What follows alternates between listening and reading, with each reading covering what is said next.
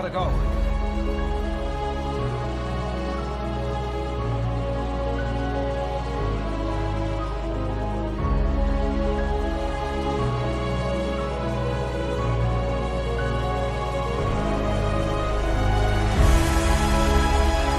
I'll get my car. I brought mine. Yours.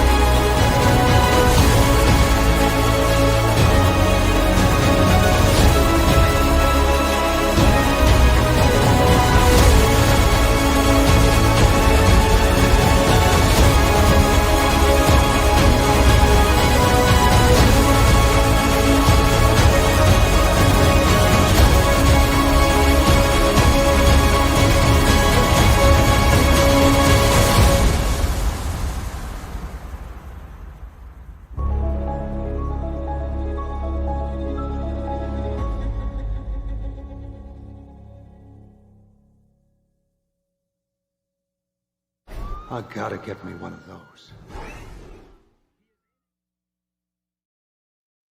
Hello, and welcome to another episode of Bat Dan's Discussions. In fact, Execute Order 66. Should have listened to fives. Hashtag justice for fives. But anyways, this is episode 66, and I wanted to point this out because, and I didn't plan it this way, this just happened to work out this way. It is June 6th. So we had episode 66 on June 6th. Had to point that out real quick. But anyways, we have a big show today with Zack Snyder, Netflix, and Paramount, the usual suspects. And what up, Mama Bear? And please join me as I bring on the Curly Ray. How are you, man? What's up? Can y'all hear me? I can hear you now. It didn't. You were a little quiet at first, but now we can hear you. Okay, yeah, there we go. Hey, what's up, y'all? How y'all doing? Well, I'm doing well. I'm ready for a great show today. We have a lot to talk about. So much great stuff. So honestly, let's just get right to it. So first, like always, we start with the Instagram post. Zack Snyder. Let's see what Zack Snyder has going on since we last checked. Yeah, he's been posting a bunch of... well, I'm sorry, what were you going to say? Wait, does my mic sound better now? Yeah, you're good. Okay, yeah, I was just curious. Yeah, man, he's been making a bunch of announcements lately. We got a movie coming out from him called Escape from New York, which is the remake of the 1981 film. And and we'll get more into that one later, but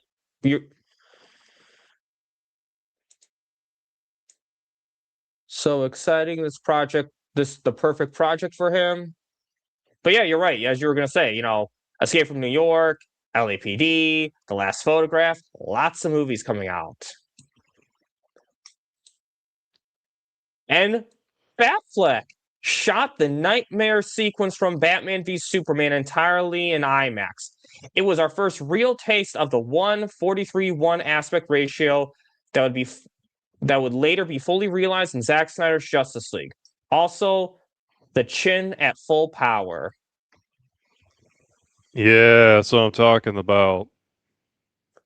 And look at this, Rebel Moon theory. The shot goes as hard as every shot in Rebel Moon. The Jimmy ones are my favorite ones. And then the Curly Ray sells the Ishale to Netflix, sells Snyderverse to Netflix. Yeah, man, these shots are fire, bro.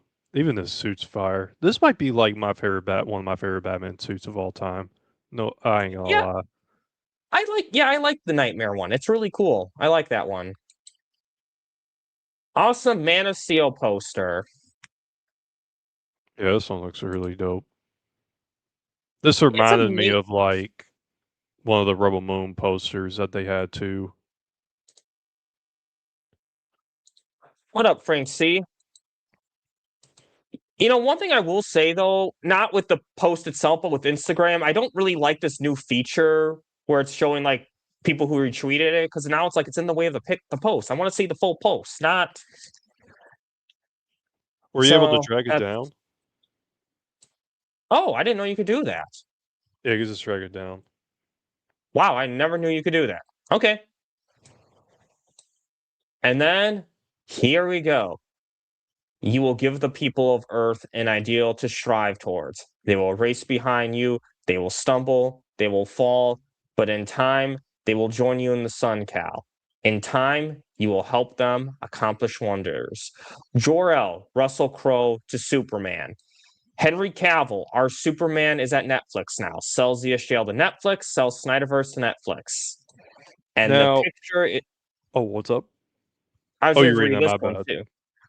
Let me find this picture is as red as the Jimmy Man's eyes in the Jimmy fight scene in Rebel Moon Part 2, The Scar Giver. So I know you did a post on this, and I do want to talk about that, but just before we get to that, isn't it amazing how much DC Zack Snyder's posting, despite the fact that he has all these other projects, he's still posting DC. Isn't it like that's really interesting for a guy who's no longer continuing DC. Yeah, man. Like he's been out here like making all these, posts and still keeping, the fuel in the fire going. Like he's putting the gas on that fire, man. Like cuz like to be honest with you, I wasn't really expecting a new film announcement of his. Now, I hadn't seen the Escape from New York, which I'm going to get into that here in a few seconds. But yeah, it's very impressive because like, Zach's doing all these other projects. He's busy right now. He's got a lot of these projects coming out. And I hadn't seen the last or not the last or I hadn't seen the last photograph because it hasn't come out yet, but I never seen the original Escape from New York. I'm definitely need to give that a watch. But does isn't that movie is there like a lot of action in that movie or is it like I pretty haven't seen it slow either. paced? Oh, I haven't. okay. So, but we'll get into Escape from New York soon. We'll, but I'm just saying though, looking at all these posts though with Batman, Superman, it kind of goes with the theory. We kind of talked about this last week with Cozy. It's interesting how it's mostly Batman and Superman. It kind of makes me think because Zack Snyder he has all these projects: Rebel Moon, the Army franchise, LAPD, Last Photograph, now Escape from New York. That's a lot of projects that he has to direct first. And that flick movie, I would say, needs to come out first before ZSJL 2 and 3, because if Zack Snyder so kills off Batfleck, we need to see that movie. Henry Cavill wanted his Man of Steel 2 before doing ZSJL 2 and 3.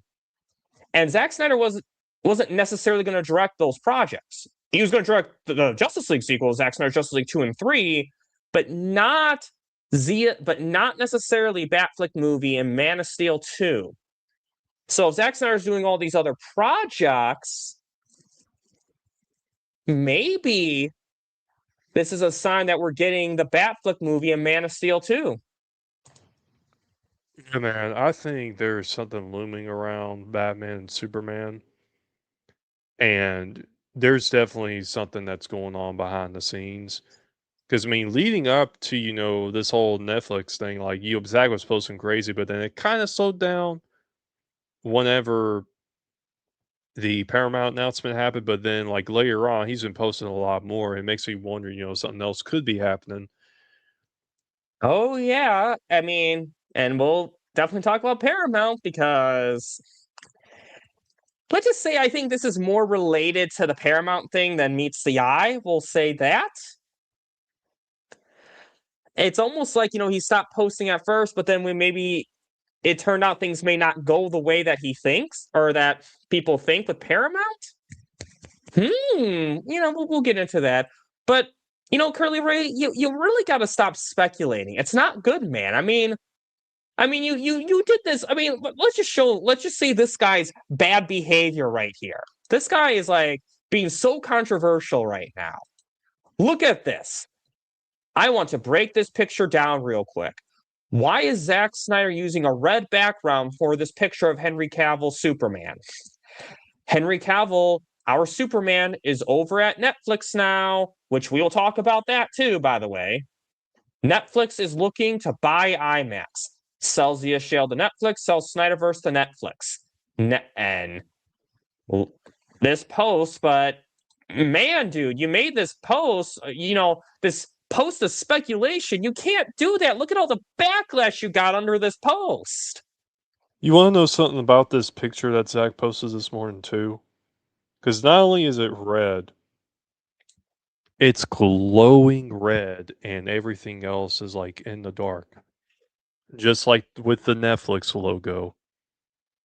It's like literally Henry Cavill is standing in front of the Netflix logo and it's right behind him. So why is he posting a Superman picture like this in this detail on this day when something else, which we're going to get into, is happening? Yeah, exactly. And it's just, it's just really sad though, because I know I'm kind of being like sarcastic with this, and I don't want to show the actual post, but this post here, man, you got so much backlash for this post in the comments section. You want to know why? I'm curious. Why do you think that is? Something's up.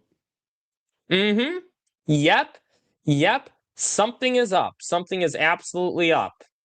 And I mean, hey, I'll admit that I've been, let's just say, doing what I call sober drunk tweeting last night. It's basically what I call that is when I tweet like I'm drunk, even though I was completely sober. I'm just on that mindless rampage, which I will admit to doing that because all these bots, all these other accounts who don't know how to read really piss me off, but we'll talk about that later. But it's very interesting though with that. And then, you make this really fun post of speculation, and it's really disgusting that people gave you backlash for this. Why do they care? If they like Gunny Poo's DC, just enjoy Gunny Poo's DC. Well, watch that over there. If you don't care about Snyder and DC and you just think it sucks, leave us alone. Let us speculate. Leave this poor guy alone who's been very respectful.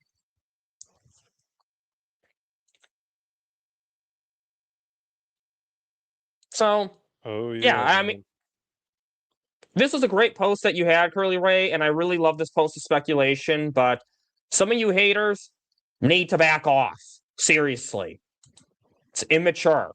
It's really, really immature. Now, as we alluded to, Zack Snyder, Escape from New York. So yes, Zack Snyder has announced a new movie, and you haven't seen this movie, the original one. I haven't seen this movie, so let's see what was said here. So, Zack Snyder to direct reimagining of John Carpenter's Escape from New York. So, Zack Snyder is set to write and direct a reimagining of Escape from New York, the dystopian cult classic from John Carpenter. Deadline can confirm. Details as to the plot of the new film remain under wraps. Studio Canal announced at CinemaCon in April. Studio Canal announced at CinemaCon in April. The pictures company Andrew Rona and Alex Hyndman will produce their overall deal with Studio Canal, which shares the rights to the property with Carpenter. Zack Snyder, Deborah Snyder, and Wesley Kohler will produce via Stone Quarry, with Carpenter serving as executive producer. This project is intended to release in theaters. Now, look at that. Zack Snyder getting more theatrical releases. Yep. And this is interesting because again, neither of us know the original. I mean, I know the premise that like New York becomes a prison state, and again, guys, I'm sorry, neither of us has seen this movie, but a guy named Snake has to like break someone out, I think. Nah, man, they got Escape from New York. That's the name of the title of the movie. Yeah, I mean, it'll be interesting though. I'm just like, I'm just again, like I said, I'm happy that Zack Snyder is getting other work right now because as much as I want to see him return to DC and would love to see more movement on Rebel Moon, I'm happy that Zack Snyder is getting to do some of these other passion projects in the meantime. Oh yeah, man. Like he's been getting to do all these projects, man. Like I'm looking forward to the Last Photograph, Brawler, and LAPD, and Escape from New York.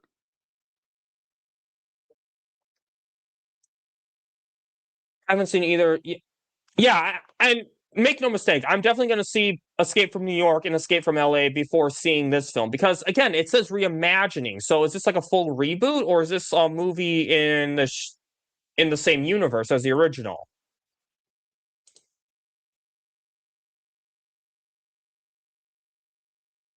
I think we got Escape from New York to find that out.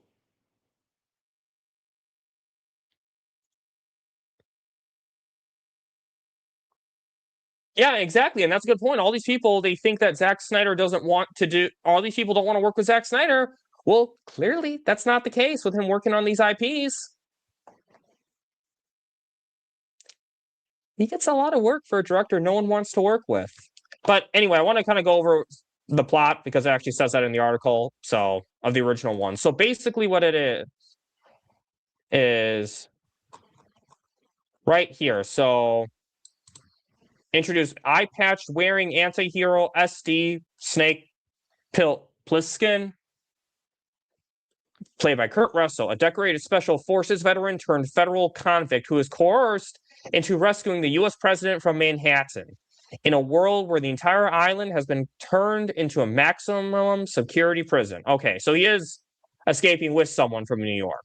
Okay, but still, though, interesting, really interesting. And again, we don't have too much to say about the movie itself, but like because we haven't seen it, but still, like the premise is something that really interests me.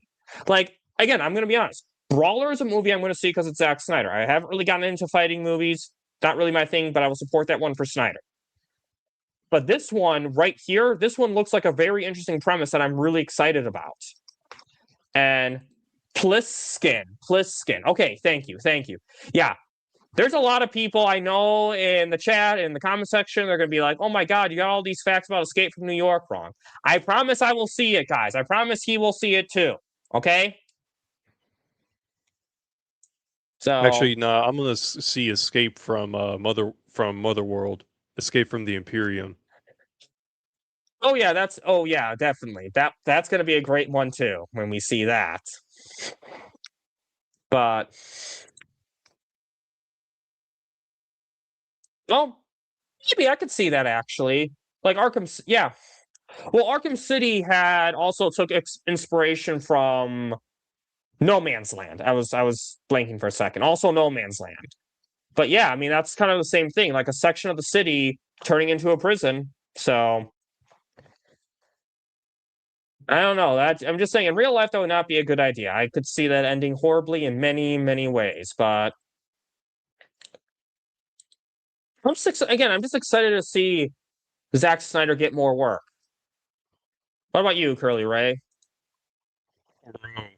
I'm always activated when I go see a new Zack Snyder film, so I'm obviously excited for these passion projects that Zack Snyder is doing. Yeah, same here. And I will, and I will commit to doing some watch parties on the channel too before this movie comes out. I will do some watch parties for both Escape from New York and Escape from LA. Putting that right now. Putting that on the internet right now. So it'll be interesting when this comes out. I'm excited for it. But Zack Snyder's not the only one to get work. Our Superman. I mean, you said this earlier, right? You like just want to reshare this post again. You said this earlier. Henry Cavill, our Superman, is over at Netflix now. This was said by TheCurlyRay. Oh, I don't know, but I'll figure it out somehow. But look at this, though. Henry Cavill to star opposed to Kevin Hart in Netflix spy action comedy from MCG. Now, but TheCurlyRay, I'm a little confused. I thought Henry Cavill didn't want to work with Netflix anymore. That's what I keep hearing. Yeah, man. I was told that Henry Cavill, wasn't cool with Netflix. He wasn't cool with them, even though he's over there right now. And here's the thing, Yep. too, I want to mention. Remember when Mikey Sutton was mentioning that Henry Cavill is going to be in Rebel Moon? Yep. Cavill shot first.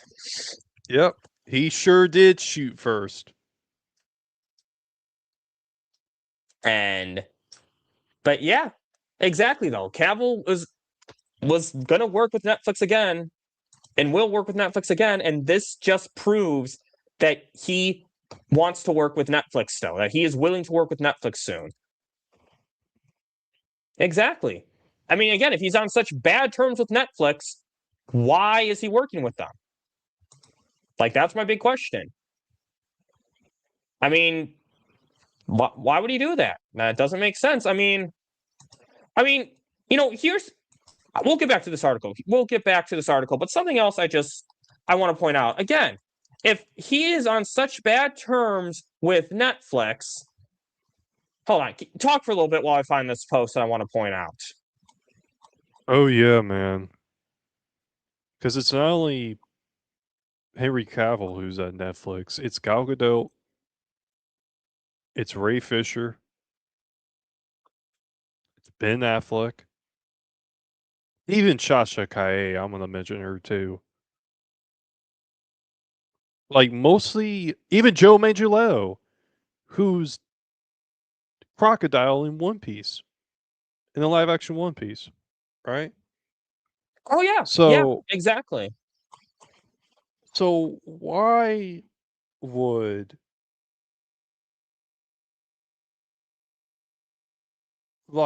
does this do you guys see what's going on? Like Joe Manganiello reposted the sell hashtags. Zack Snyder reposted the sell hashtags. Like, Yeah, do you guys think that this is a coincidence? I don't. Coincidence? I think not.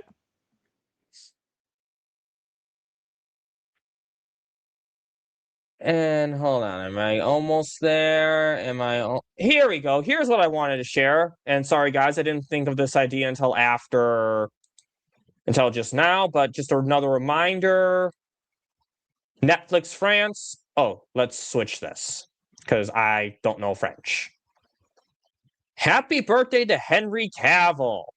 Netflix, again, wishing someone publicly happy birthday on someone you're on bad terms with. Kind of weird to do, right? Yeah, man. They're giving love to Henry Cavill Superman. And Wayne T. Carr did, our Green Lantern did repost the sell hashtags. He reposted them right there. Wait, right there. Right as we're looking. Coincidence? I think not. Yep. Exactly. So Netflix is definitely on good terms with Cavill. They're on good terms, guys. Just because there was some falling out with The Witcher does not fault the entire company. Okay.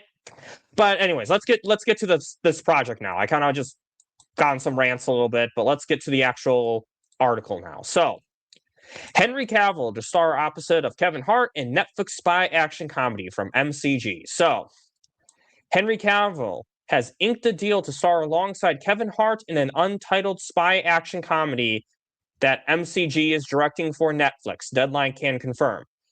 Based on a short story by Sean Lewis, MCG's film follows two rival spies who cross paths in LeMay's class whose wives become fast friends. Their double lives subsequently collide. Subsequently, I don't know why I cannot pronounce that. Brain fart. Subsequently collide in an unexpected, hilarious, and dangerous ways, forcing the two men to reluctantly become confidants and partners on a road to fatherhood. Cavill will be playing one of the spies, sources said. Those specific details as to his character are being kept under wraps. So, but yeah, I mean, no. Yeah, that's a good point. That's a good point. But anyways, Curly Ray, what's your thoughts on this movie? Like just the premise of this movie. Yeah, man, I'm really looking forward to it, and I'm someone who's definitely gonna check it out. And I want to say this too, because like I really hadn't, even though Henry Cavill's my favorite Superman of all time, I really hadn't seen much other movies he's been in outside of like the Snyderverse and Deadpool and Wolverine, where he was the Wolverine, or I should say the Calvorine. And I definitely going to be checking out this movie, man. I definitely want to see Henry Cavill, his performances in other movies too. And it's great Oh to yeah, see him over at Netflix, man. I agree. I totally agree. And it just shows again, if we want the Snyderverse at Netflix, it helps when the cast is there because Henry Cavill is Superman. He's the main character of the Snyderverse. He is the main character of Zack's arc. So to me, you can't have the Snyderverse without Cavill. But still though, this premise again, this premise, it's not like some Oscar-winning movie. It's going to be a fun movie that I'm going to watch. I'm going to have a good time with it. And that's exactly what and again, I love movies like that. Not every movie needs to be some groundbreaking masterpiece we talk about years later. This will be a fun movie that we sit down with and enjoy it. And I'm looking forward to it. I'm looking forward to it, and I'm really looking forward to seeing like the chemistry between Cavill and Kevin Hart. I think it's going to be a really great movie. But also, something I just thought of too. Do you know who Kevin Hart likes to work with a lot? Henry Cavill, Zack Snyder. Kevin Hart. No, who does he work with a lot in movies? Um, who? Dwayne Johnson. Dwayne Johnson. Okay.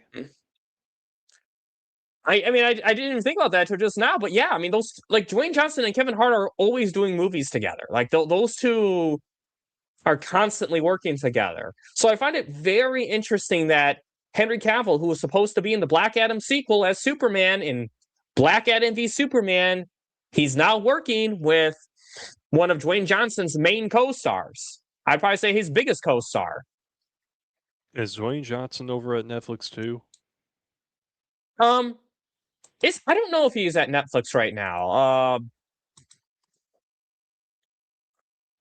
If he is, we got both Superman and Black Adam at Netflix. Let's see. Does he have?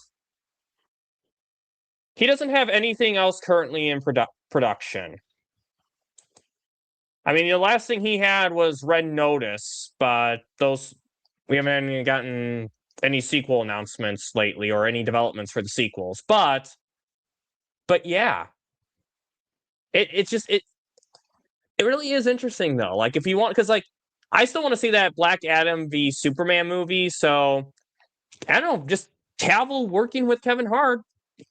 It is interesting. It is interesting, but still, I think I'm going to really enjoy this premise. It's going to be a really fun premise. I'm going to have a really great time with this movie, and I'm looking forward to it. And I'm glad to see Henry Cavill getting work, and I'm glad to see Netflix continuing to debunk the narrative that they hate Cavill and that Cavill hates them. So, but still, I'm looking forward to this movie. I think this is going to be a really great movie. And anything else you want to say to that? Cavill shot first.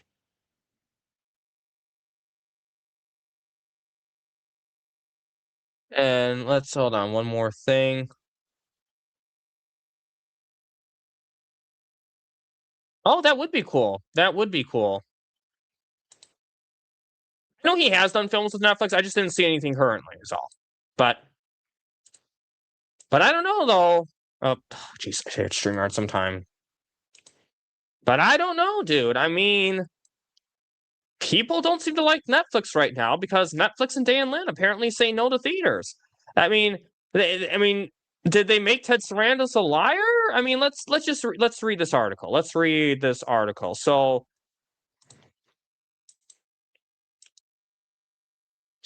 let me get rid of these ads. So Netflix film chief Dan Lin says streamer has accepted it won't work with directors who want theatrical releases.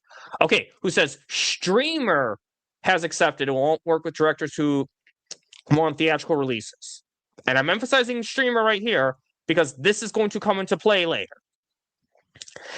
As Netflix Films chairman, Netflix Films chairman, Dan Lin, I want to emphasize these titles, emphasize these stuffs right here, these positions.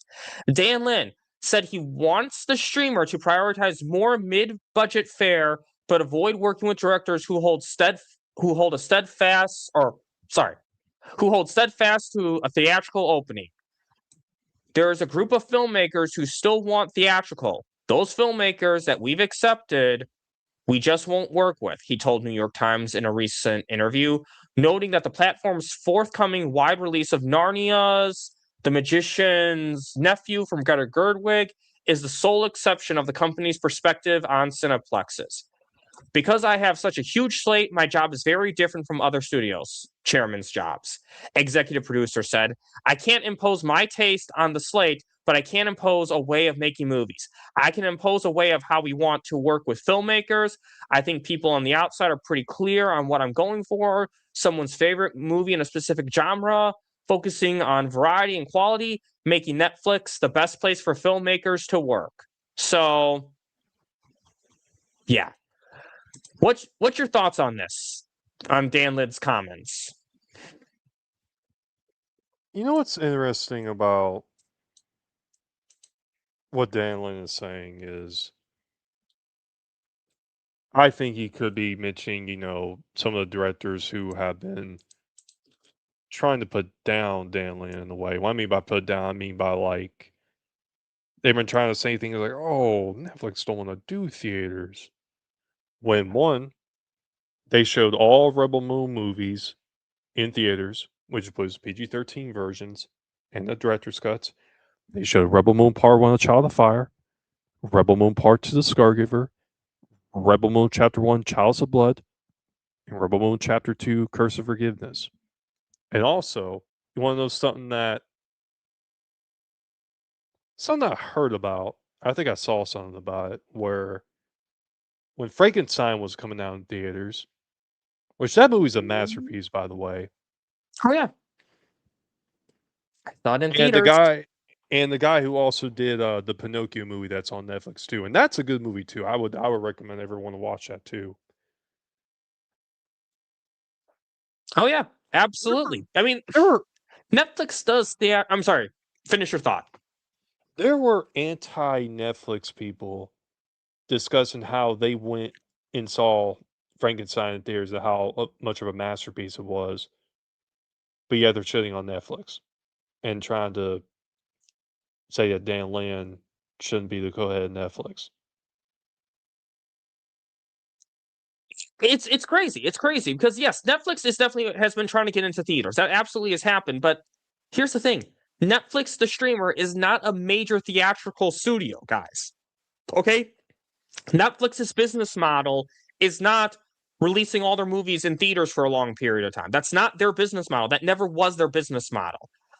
Okay, first of all, they started off handing movies, like renting movies, where you get your DVD in the mail, and then you could watch movies streaming on their platform. That's what they were. That's what their business was, watching movies at home. That is the business model of the streamer Netflix. Okay? That's like this major theatrical model was never their business model. Yes, they're trying to get into theaters. They were trying to do that, but that's not the business model of Netflix right now. And I know people are going to clip me. They're going to say, oh, this contradicts what you said before. This contradicts how you were propping them up with Warner Brothers. I mean, don't you know? I mean, Ted Sarandos, he's a liar right now. Ted Sarandos, he lied about theatricals. He was just like speaking out of their ass. They weren't telling the truth at all. So I want to show something, Curly Ray. So I want to make sure, because let's read what Ted Sarandos actually said. So these are articles from when Netflix was going to buy Warner Brothers. Let's read what's actually being said here, because a lot of people seem to love to read headlines, but not actually go into what's actually being said.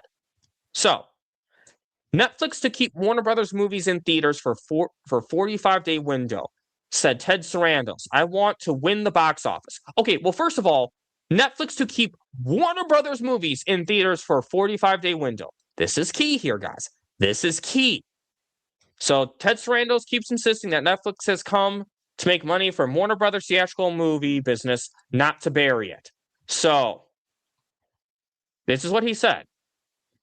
He said in an interview, close the mega deal with Warner Brothers Discovery to buy the studios and streaming business. It will continue to release the studio's films theatrically.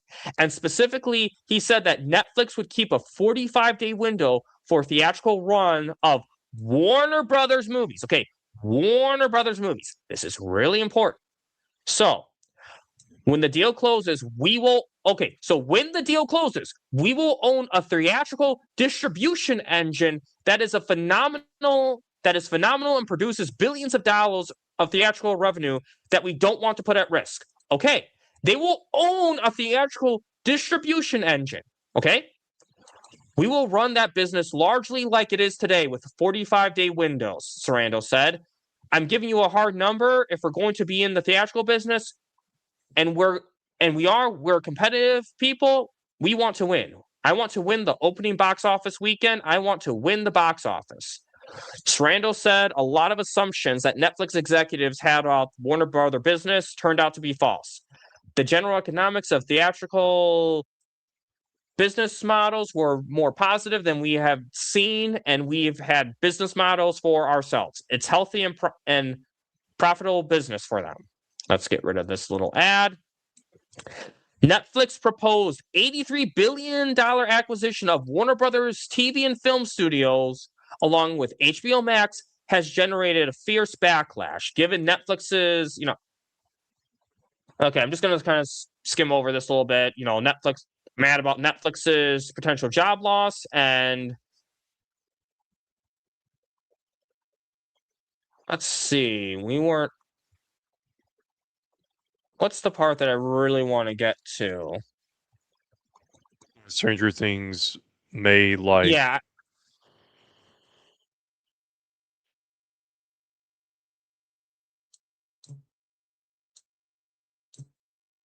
Sorry, guys, just skimming around real quick. So,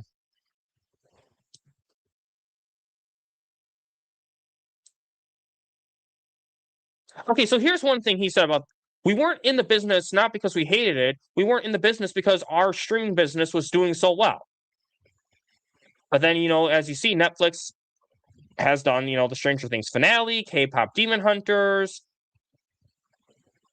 and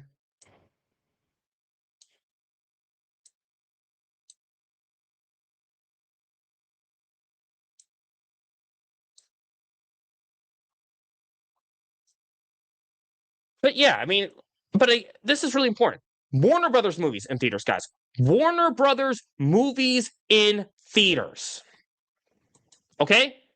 Not Netflix movies in theaters, Warner Brothers movies in theaters. It's very clear from that article, clear as day, that Warner Brothers movies were still going to be in theaters, okay? Not the Netflix movies, okay? Ted Sarandos made it clear that they were going to be in the theatrical business because they were going to have their theatrical arm, okay? That was going to be their theatrical arm in the business, was Warner Brothers. They don't have that right now, okay? They don't have that anymore, because right now, as it stands, Paramount is getting Warner Brothers. Ted Sarandos was not blowing smoke out of his ass. Netflix has to change their business strategy now, because now Warner Brothers is not going to be owned by Netflix. Okay? They had to adapt their business. I guess, Curly Ray, what are your thoughts on this? Yeah, man, it's pretty much like what you said, man. Like Netflix, they're not killing theaters. They're evolving the movie theater going experience because people are fed up with what's being put out in theaters now, and they want motivations to get people into theaters. See, when I saw the Stranger Things finale in theaters, they gave you like $10 off on your snacks, on your food, for each ticket you bought. That's a very good deal. With these other movies, you're driving and you're paying double of what you could have, paid for Stranger Things. You're paying like tickets and then food that's about $20 depending on what food you got. Oh yeah, man, I'm cooking. I'm cooking the food, man, because we talking about it. And you're even also paying gas to go see the movies. Now, I mean, sure, you're doing the same thing if you're going to see Stranger Things, but they give you a discount on food when you went and did that, right? So the thing is, Netflix is finding new ways to bring people back to the seats.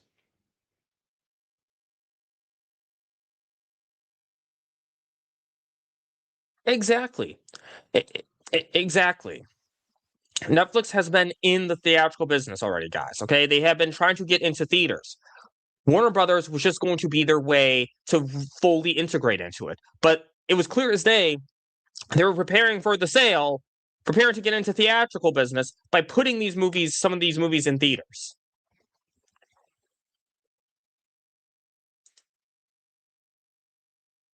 And yeah, that's a good point. So, I mean, now I love going to the theater alone. I went to see The Backrooms yesterday in theaters, and I'm gonna hopefully do a review on that. We'll see, but yeah, some people don't go alone. You have to pay for kids. You have to pay for, maybe if you're going on a date, maybe if you're, and again, I'm not talking about mom bear specifically. I'm talking about anyone in general. But maybe you're going on a date. Maybe you're going with your parents. Maybe a sibling is coming over. I mean, Father's Day is coming up. Maybe you're going with your father. I mean, there's so many different.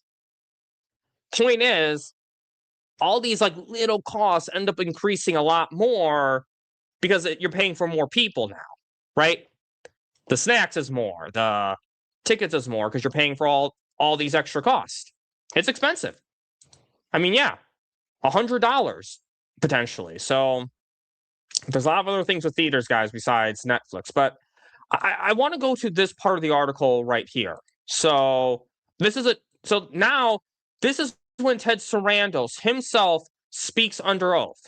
Ted Sarandos heads to White House as fight over Warner Brothers intensifies as Hollywood takes sides.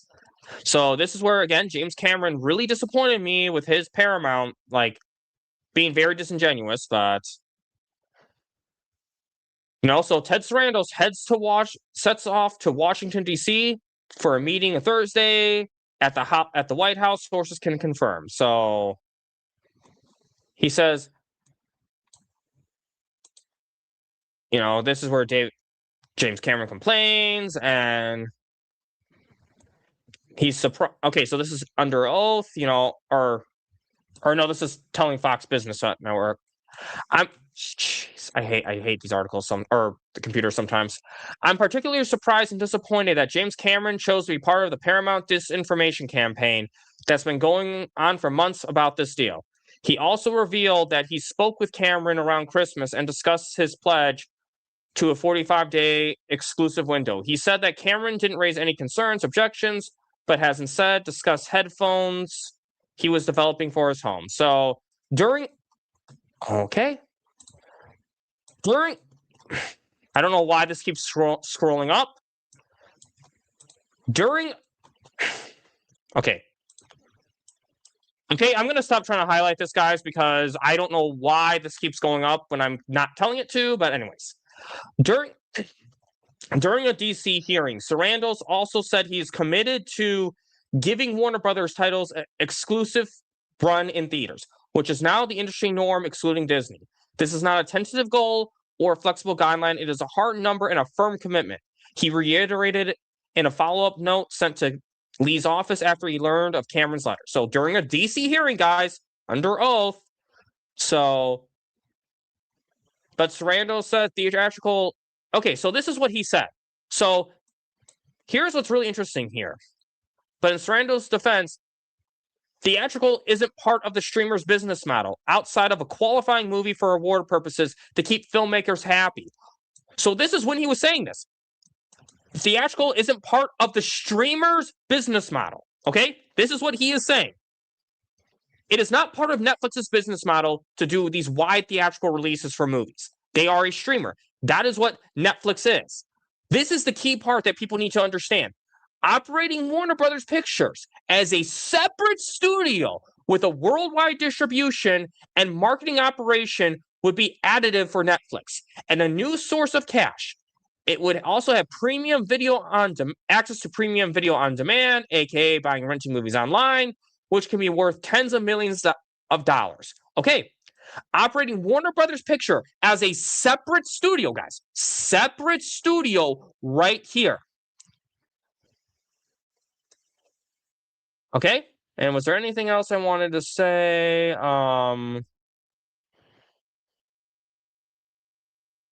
But this is really important, guys, okay? Separate studio. So let's look now. Let's look. Yeah, thanks for reminding everyone of Mama Bear. Ellison wasn't at the hearing, and I'm just saying he had an excuse that seemed legit. Okay, I always take a death in the family seriously, but with all these lawsuits, he may have to testify again, and you can't keep having people around you die all the time, constantly, every time a hearing comes up, because that's just going to look suspicious. It's like when a student has like their third grandma who died because they turned their homework assignment late. So, but let me just get off that. Okay, so let's do a little reading. Let's go back to the Dan Lin article. Okay.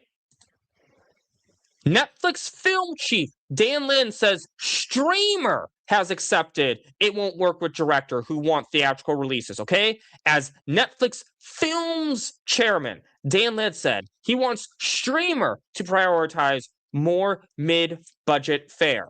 Okay, this is what he's saying. Now let's go back to what Ted Sarandon said in Under Oath, because people want to say that Ted Sarandon is blowing smoke out of his ass. Let's see what Ted Sarandon is actually saying. So, theatrical isn't part of the streamer's business model. Operating Warner Brothers Pictures as a separate studio with a worldwide distribution and marketing operations would be additive for Netflix. Okay?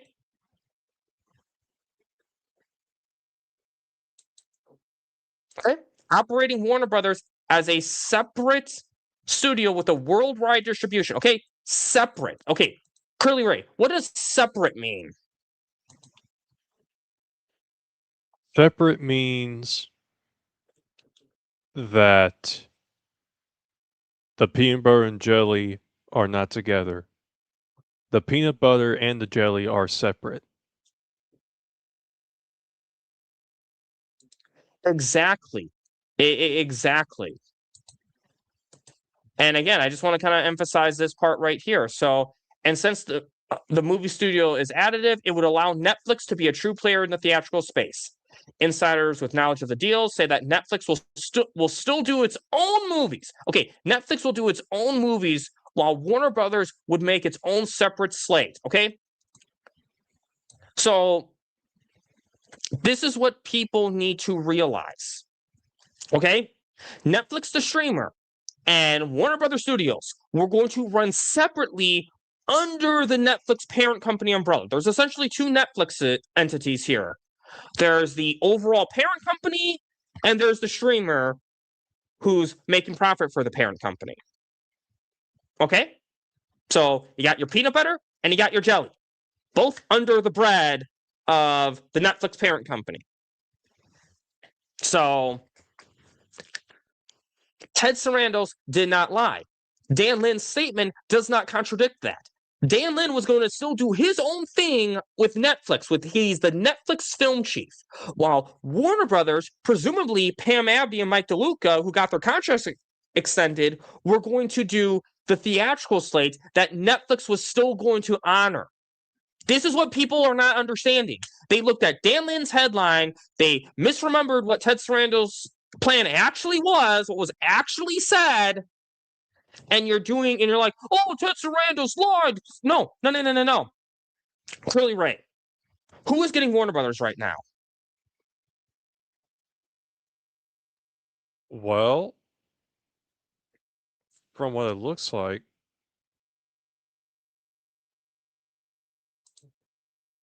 the Paramount deal may not go through. So honestly, I don't even know at this point.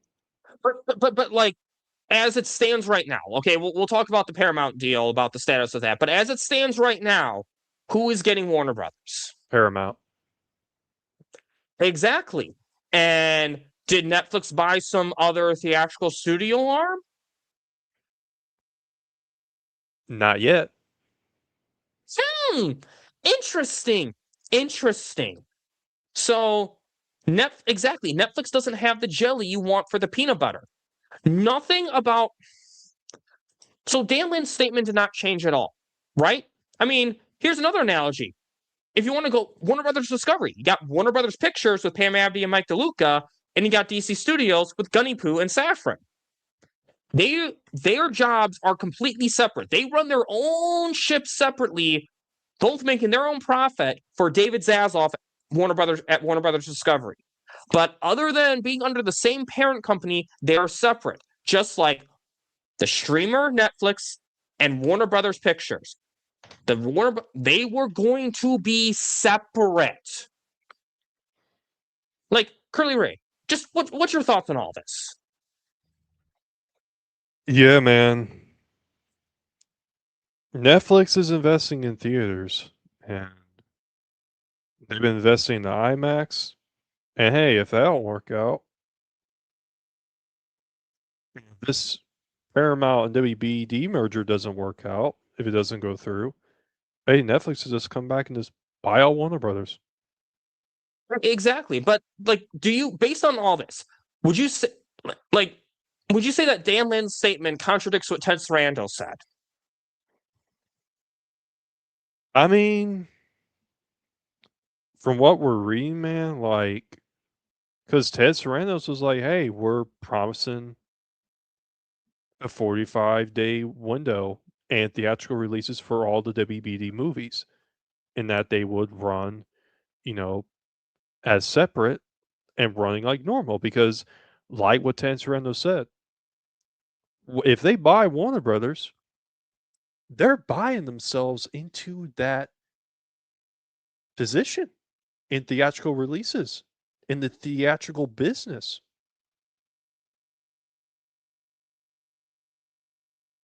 Yes, exactly. Exactly. But you have all these bots, all these Paramount shills, all these people who just hate Netflix, just taking the headline of what Dan Lin said and taking the headline of what Sarandon said and just running with it, being like, oh, Ted Sarandos lied, Ted Sarandos lied. And this is when I did what I call my sober drunk tweeting, which again, what I mean by that, I tweet like I'm drunk, even though I'm completely sober, because I was just that upset that people were constantly like running with these headlines and not doing actual analyzing, actual critical thinking. Let's talk critical thinking for a second, okay? Dan Lin again works for is the Netflix film chief for the streamer. Ted Sarandos is the head of the company overall. Warner Brothers Pictures was going to be separate. In fact, again, let's just, people love headlines so much. Let's just read the headline because people love headlines so much. The fight over Warner Brothers. Okay, so fight over Warner Brothers. Okay, maybe this wasn't actually in the headline, but. Or actually, no. Hold on a second. Curly Ray, talk for a little bit more. Yeah, man. Like, Netflix buying Warner Brothers and keeping it as a separate company is like if I'm someone who collects a lot of Lego sets. The way that these entities are imaging it is if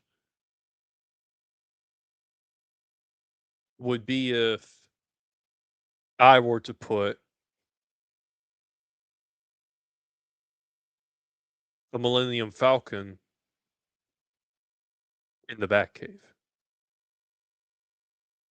But instead of putting the Millennium Falcon in all my Lego Star Wars sets, I would separate them into another section where all the other Lego Star Wars stuff's at. So I could play with my Lego Star Wars on this part of the shelf. And I could play with my Lego DC figures on this side of the shelf. So you're keeping everything separate. Do these shelves have anything to do with each other other than being in the same house? Nope. And also Justice for Fives, since you brought up Star Wars. Just want to say another Justice for Fives. But this is the article. Since people love headlines so much, Netflix to keep Warner Brothers movies in theaters for a 45-day window. Okay? Warner Brothers movies in theaters for a 45-day window. Okay? Curly Ray, where do you see the word all in this headline? Since people love headlines so much, tell me where you see all of Netflix movies in theaters. All movies under the Netflix parent company in theaters. Tell me where you see that. Let's take a look. Let's take a look here. So let me get my little glasses on real quick, and let me just look real quick. Okay, we got this, and this, and that here. We got this, and that. Got this, and that. And no, I don't see the word all in this headline at all. Interesting. So, and again, I don't normally like to go on just headlines, but I've definitely covered the articles themselves, so I just want to discuss the headline. Even if you were going on headlines alone, just doing headlines alone, and ooh, nice. Yeah, man. Shout out to Rebel Moon Tales. I would love to see those, by the way, because I've been wanting to see some more Lego Rebel Moon custom sets. And now let's look at this headline. Again, let's just go off the headlines alone, because I really want to break this down, because people don't have time to read articles. They want to go off headlines. And normally you could but honestly, even if you're looking at the headlines, that's not even an excuse if you just look at headlines. Because Netflix film chief says streamer. Okay, Netflix film chief says streamer has accepted it won't work with directors who want theatrical releases. Okay, the streamer has accepted. So streamer is accepting this, but is the streamer Warner Brothers?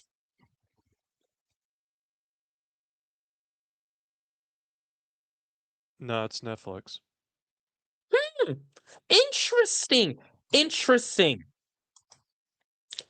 So I want to make this abundantly clear. Nothing has changed with Ted Saranto's viewpoint. What has changed is that Netflix is not getting their theatrical arm as it stands right now.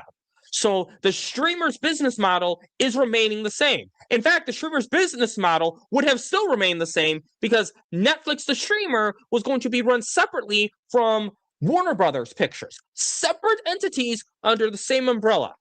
We no longer... Wait, forget it. Which one? Let me hold on a second. Who was peanut butter and who was jelly in this analogy with what we were going? Okay, so who was the...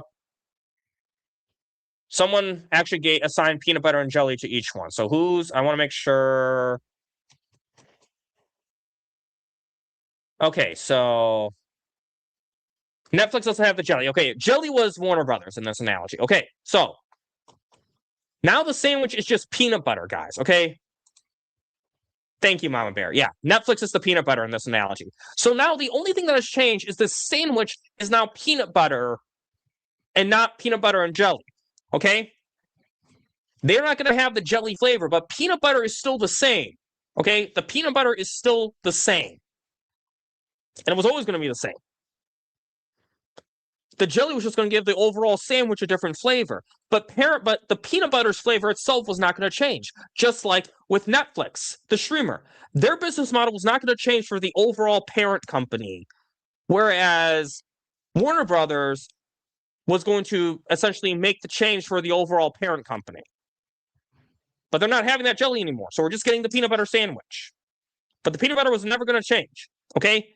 The overall sandwich is changing because they're not getting Warner Brothers anymore. They're jelly, they're not getting their jelly. So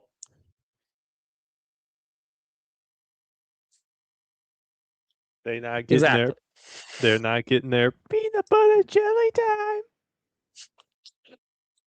I don't know if that rap is trademarked, so let's be.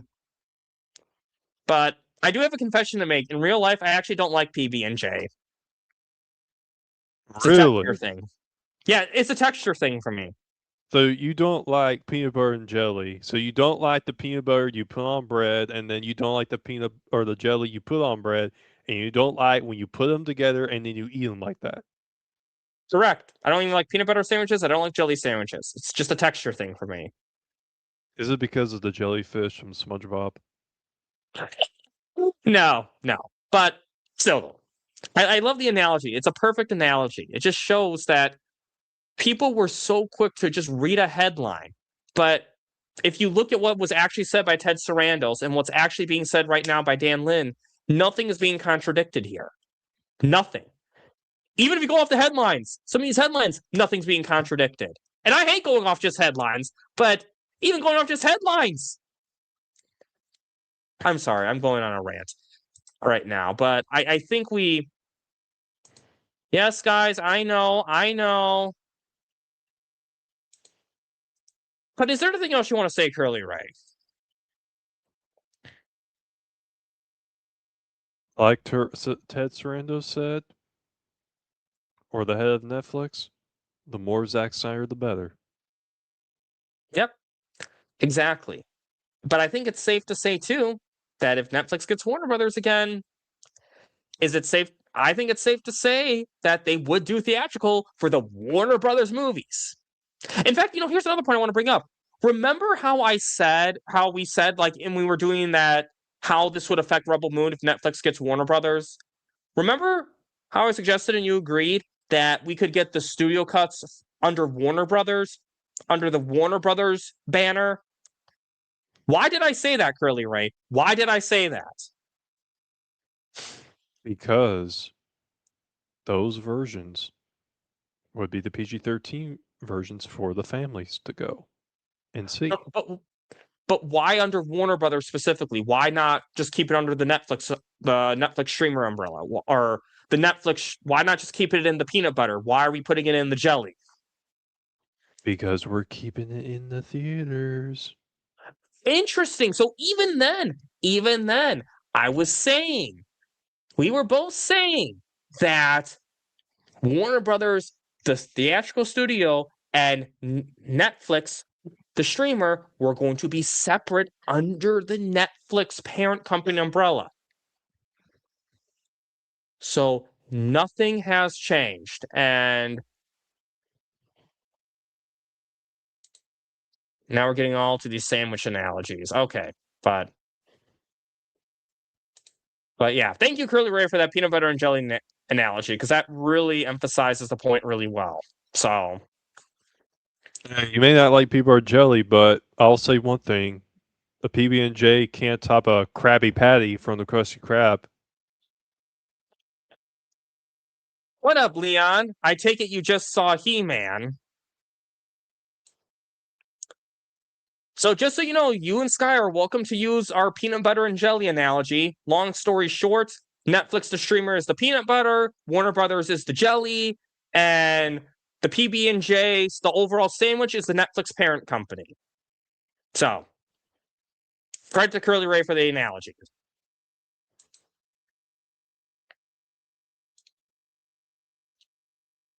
Well, still, thank you for stopping by and drive safe. But I think we beat this point to death now. I think it's safe to say let's read what people are actually saying. Let's read what people are what these articles are really saying before we just run our mouths on Twitter. Okay?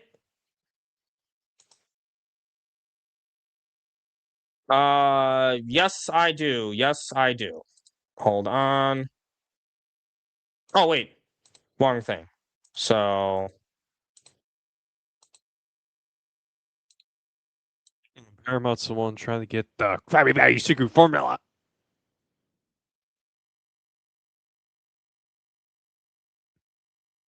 well, so we're gonna wrap up with this topic soon, but we haven't gone into Paramount yet. So we're about to get into Paramount. So yep.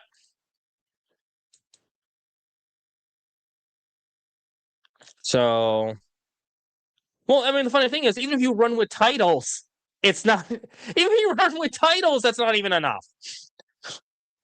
Because again,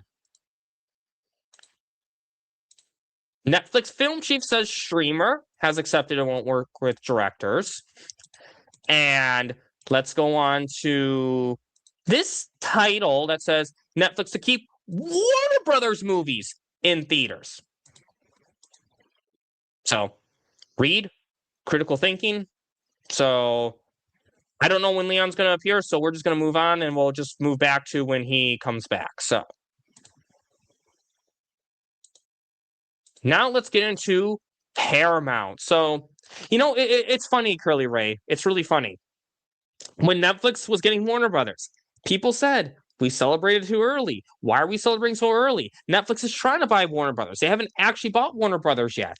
But when Paramount won, it's like, Paramount won! Yes, yes, yes, yes, you won! Deal with it, you lost!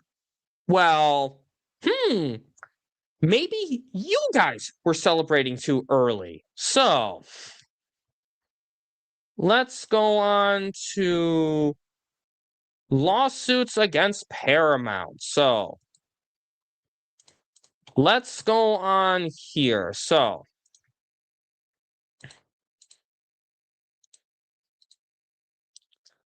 U.S. states preparing lawsuit to block Paramount's acquisition of Warner Brothers, sources say. So, California, New York, and other U.S. states are preparing to block Paramount Skydance's $110 billion acquisition of Warner Brothers.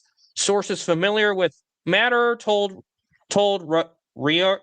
I'm sorry, I'm pronouncing stuff on Friday. The lawsuit is expected to be filed in the coming weeks, the sources said. It was not immediately clear which other states would join the lawsuit, which would mark the boldest move yet by the states in their effort to be forefronted of the U.S. antitrust enforcement. So, California Attorney General Rob Bonta on Thursday criticized, okay, I don't really want to get into the politics of this too much, but okay, so soon after that, okay, we get that, but so I just want to kind of see now. I mean, I'll admit they don't all succeed, but they can delay the consumption of deals by months if a judge issues an order pausing the merger while the cards play out. Paramount has agreed to pay the shareholders' fees starting in October if the deal is not closed. Okay, well, see, this is really interesting. Paying shareholders a fee of $6.9 million per day. Interesting. Very interesting. U.S. Department is likely to reach a decision on the deal soon. And, of course, Paramount's arguing, yada, yada, yada. But isn't that interesting, though? Isn't that interesting? So,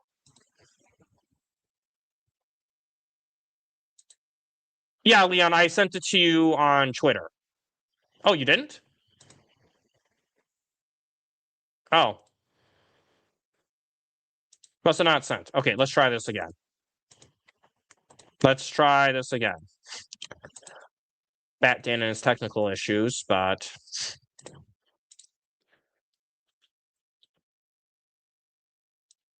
oh, I sent it to Curly Ray the first time. That's why you didn't get it. I sent Curly Ray a link he already had. But isn't it interesting though? Isn't it interesting? You know, we both said, Curly Ray, that this could potentially happen, didn't we not? The lawsuits? Man, I'm not surprised this is happening, to be very honest. And yeah, I'm not man, I either. was expecting this. Who wasn't expecting this? Because, as I've said before, you have 5 major theatrical studios right now. I'm saying major theatrical studios, okay? Warner Brothers, Paramount, Disney, Universal, and Sony. I think those are the big 5. And, you know, you also have MGM and Lionsgate. And is there another one? I don't know. But point is, the big 5 goes down to 4 if Paramount gets Warner Brothers. That's the thing. This is where the anti-competition concern happens.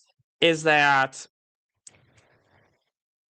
when you merge 2 theatrical studios, that's less competition because now they're under one umbrella. Whereas Netflix was going to keep the theatrical studio, was not going to reduce the theatrical studios out there. So, and before you say, oh, but the streamers would merge. Well, the streamers would also merge with HBO Max and Paramount. So, but you know, here's another point I want to bring up. So, okay, so Paramount's in debt right now, right? Paramount's in debt right now. Are they not, Curly Ray? Man, they're in double debt right now. So, let's read this part. So, even if it doesn't outright block the deal, aren't those fees going to make this incredibly harder for them to actually pay what they need to get Warner Brothers? Yeah, man. They broke. Mm-hmm. They broke. So, anyway, we got a surprise guest joining us. Leon, how are you, man? Yo, what up, fellas? Y'all can hear me? You sure can. I like your profile pic, man. Yeah, it's actually there from a conversation I was having with, I was talking to Rock Talks and them, and I switched it up as a gag. But, you know, I have time to switch it right now because I'm driving. But good to be on, ladies and gentlemen, and the panel, gentlemen, good to be on. I saw you guys were live, and this topic is... yeah, it's been bubbling. It's been bubbling. I've been very interested in this topic. Oh yeah, absolutely.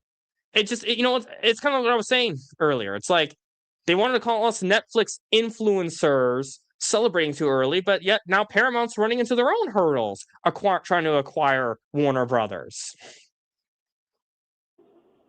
I thought it was a beautiful, poetic thing to happen. It's like God orchestrated it. As soon as I drop my 2 cents on social media, and you know, I'm basically just lining people up properly. Like, hey, look, don't just try to make Netflix the villain just so you can try to prop up your precious choice in terms of a studio. Be fair, you know, and talk about everything as it was and not what you're emotionally trying to make it out to be. So as soon as I'm doing all of that, pardon the background noise, by the way, driving. But as soon as I do all of that, all of a sudden, there's an article that drops saying that this thing is not a done deal, that there are very prominent states and parties that are getting involved. I thought that was really cool. Like literally within the hour, it's almost as if whoever wrote the separate parties that wrote each article, the Dan Lin situation and the lawsuits, right? It's almost as if these people knew. Because when that Dan Lin article dropped, right, it caused a big stir. And it was one of those things where it was like, obviously it's strategically placed so that it can cause the anti-Netflix crowd to stir, right? Oh, we were right all along. And within the same hour, I remember the exact time. It was like, it was about 40 minutes. And it was 40 minutes old, that situation, when that other article dropped. I was like, that's crazy. So, that was strategic on whoever wrote the article about the lawsuit. Very strategic and perfect timing. Mm-hmm.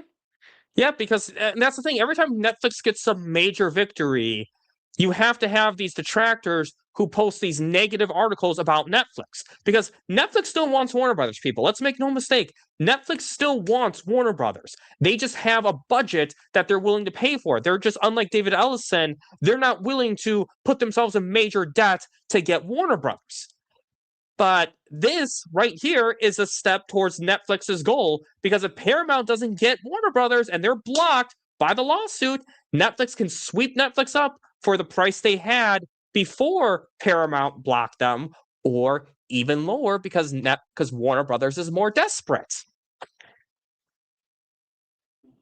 Yeah, you're absolutely right. And it's interesting. No matter what we can say or how we feel about politics or Hollywood, there's a sentiment across the board that the majority of people involved in the conversation of Netflix were leaning towards Netflix being the proper choice, right?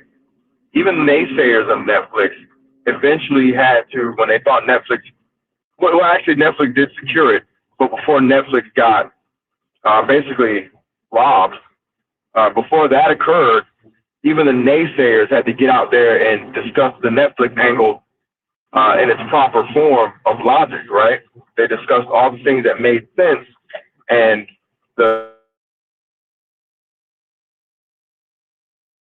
exactly. About all that history. That doesn't go away just because you prefer Paramount or you think Paramount has security. You know what I mean? Yeah, I think you just muted yourself, but I know you're driving while... Oh, yeah, I was done talking. Oh, I don't know if you heard everything I said. My headphones on StreamYard, like I don't know what it is. On my computer, StreamYard, I always have trouble hearing on StreamYard, like certain things like music and stuff I don't always hear. So certain frequencies I don't always hear.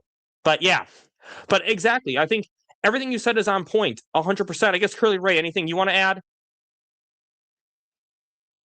Yeah, man, like I was actually thinking about what you're saying too, Leon. I don't know if that article came out like after the Paramount lawsuit article. But yeah, man, like What's the Dan Lin thing? Yeah, I think that dropped after the Paramount article. If I'm not mistaken, the Dan Lin article dropped before. And then I know I'm right. The Dan Lin article was out before, and then the Paramount article or the lawsuit article dropped after. I mean, I could be mistaken, but the way I'm remembering it, because I was on the phone with Sky when it occurred, and I was like, whoa. I was like, yo, bro, did you see this? Because I was literally jousting with these so-called prominent accounts that are so-called Snyder fans that are like, well, I guess Netflix was the bad guy all along. Good thing they didn't get it. And I'm like, wait. We're not doing that. And I had to teach these people the difference between a streamer and the difference between a studio. It was insane. I'm like, are you guys nuts? Yes. Are you guys crazy? Nuts. Mm-hmm. But my fault. What were you guys going to say? Because I know Curly Ray was going to say something, but I just wanted to jump in and say that about the articles dropping. Oh, yeah. No problem.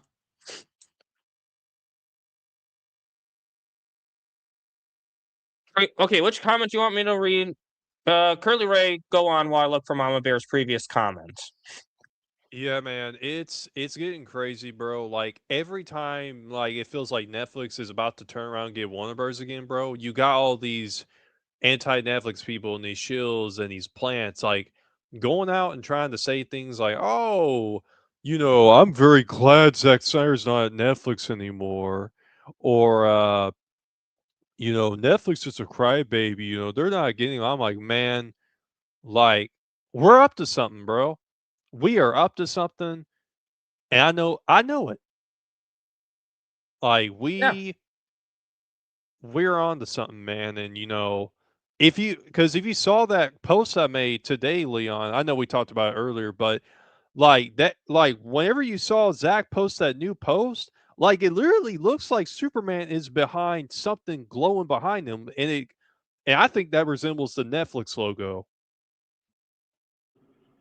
I haven't seen that Instagram post. I've been out and about, and I finally, when I checked my X account today, I noticed that he had said something, and I was like, oh, wow, that's awesome. And so, yeah, I mean, dang, man. Yo, Curly Ray, good point, bro.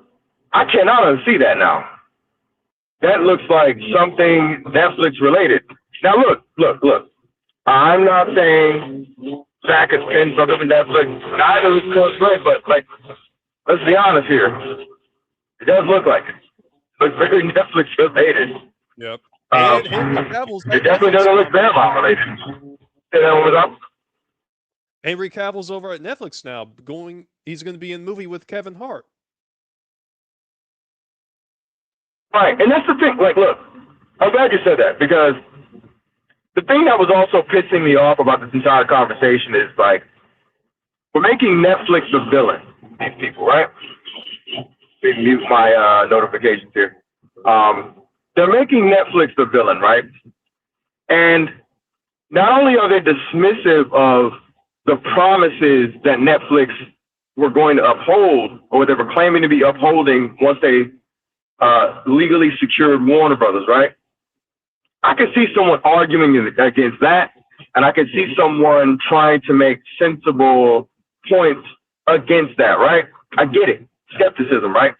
What I'm not here for at all is forgetting the history of why Zack Snyder worked with Netflix. I'm also not here for why Netflix exists in the first place. I'm also not here for the third thing, which is also the thing about Zack, but for everybody else. To answer question 1 and 3 in this weird order that I have here, Netflix was a home for people like Zack and people like, let's say, the Russo brothers, for example. How many films do the Russo brothers have in theaters after they released their last Marvel movie? How many? None. Anybody know? Ding, ding, ding. You're correct. Save you some time in counting. Curly Ray figured it out. Not a damn. It's zilch. Zero. Nothing. And if I'm mistaken, it's got to be one, maybe. But it's been nothing. The films have been either directed by them on Netflix or produced on Netflix, or produced by them on Netflix. Mark Scorsese has been on Netflix. I want to point this out too, Leon, because I actually was mentioning this earlier. Go for it, brother.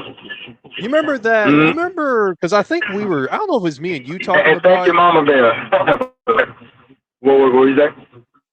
Yeah, so you remember like last year when Frankenstein came out in theaters, and there was one, I don't know who it was, somebody like found in this group chat that somebody was talking about like how much they love seeing Frankenstein in theaters, but there against Netflix because they're going to kill theaters.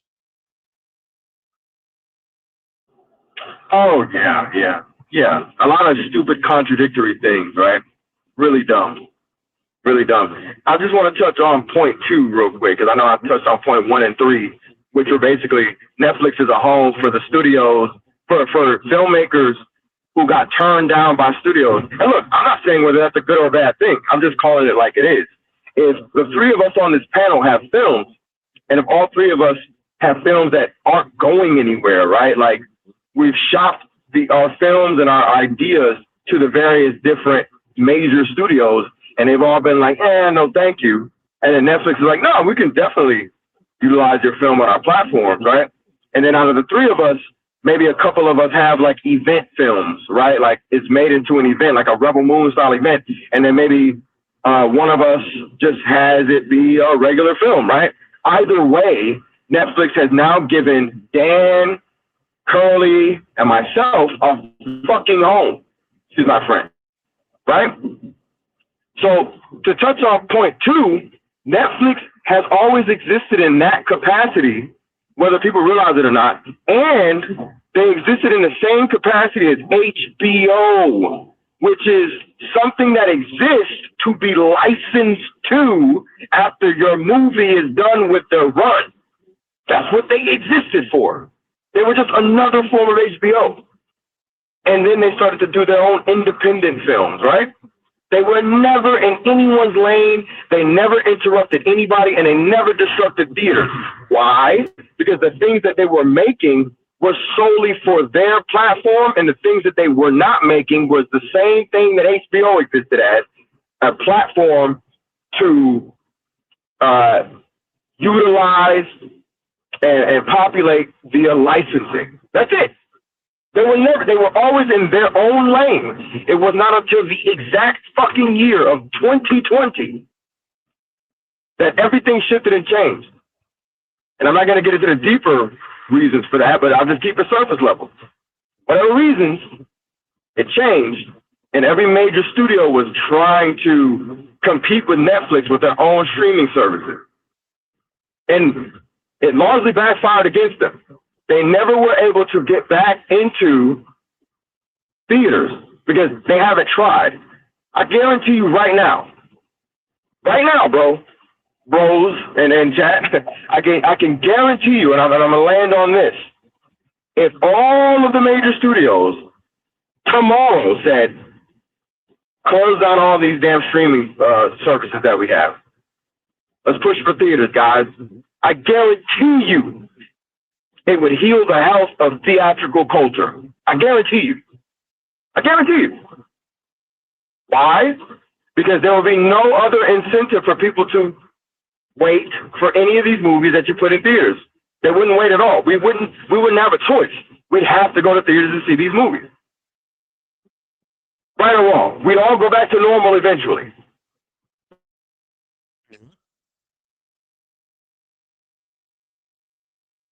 Real quick, because I can read a lot of other comments on here, I just want to read you Mama Bear's comment because she requested this. Leona has been cooking like Gordon Ramsay for days. You're an idiot sandwich. Which is perfect with our peanut butter and jelly analogies we've been doing earlier. Right. So, yep, exactly. It's funny. It's like what we do here. Critical thinking. I know it's hard for people to understand. Critical thinking. Gotta think about this stuff, not just read headlines. Yep. And yeah. Yeah, absolutely. And I gotta commend you guys because it's people like you guys on social media, Dan and Curly and Cozy, I don't know if he's in the chat, who are going out and basically kind of echoing similar sentiments that I have, which is that, basically illustrating the structure of, what Netflix is trying to do with Warner Brothers, and also reiterating the history of why all this has been occurring, right? So I appreciate you guys because even if we start to sound like bots, we can't let these accounts get away with some of this shit. Now, I'm not saying you got to clock in and make it a job, but the day of, when everybody jumped out like that, I appreciate you guys because that shit pissed me off, man. I was like, I saw like the John Baker guy is his name on X, and I saw that other guy, the stuntman guy, was like some ex-cop dude. I was like, bro, are you serious? The one guy, the stuntman guy, he's been hopping on and off the Netflix train since the beginning. It's like a bad ex. It's weird. Like 1 minute he's like, oh, this is a stupid idea. The next minute when he thinks everything is security, he's, oh my God, it's a great idea. And he's talking crap about those that don't like Netflix. And then he got back on the hate train. It's just weird behavior going on, and these people are secretly waiting for an article or some sort of a flag to kind of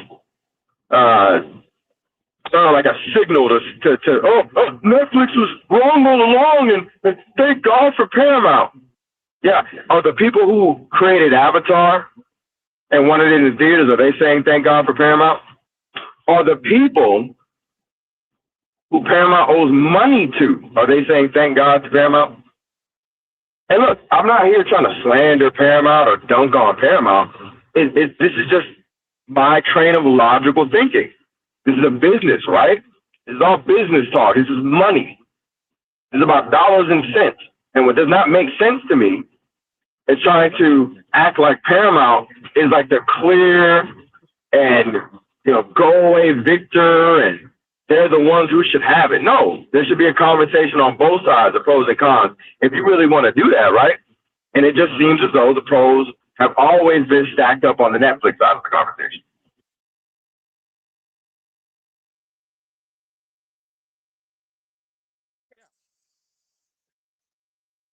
It's why I hate social media, honestly. I mean, I say this because we're literally all on social media right now, but it's just very disingenuous with some of these people with it's like I don't know. It's just all BS. It's all BS. It's like, and again, I think it's because of this. I think it's because some of this Netflix hate is coming out because of this right here. Paramount and the lawsuits. The instant Paramount seems to now be getting sued. Now that it's actually happening, people want to go after Netflix. It's really, and it's like I've said, I've gone after all these people myself because I'm just tired of. I just don't like disingenuity. Okay, you don't have to agree with me. You don't have to agree with all of us, but you got to be genuine. Okay, like going after I don't even say going after headlines because I've even explained why going after headlines would prove your narrative is false, but I digress.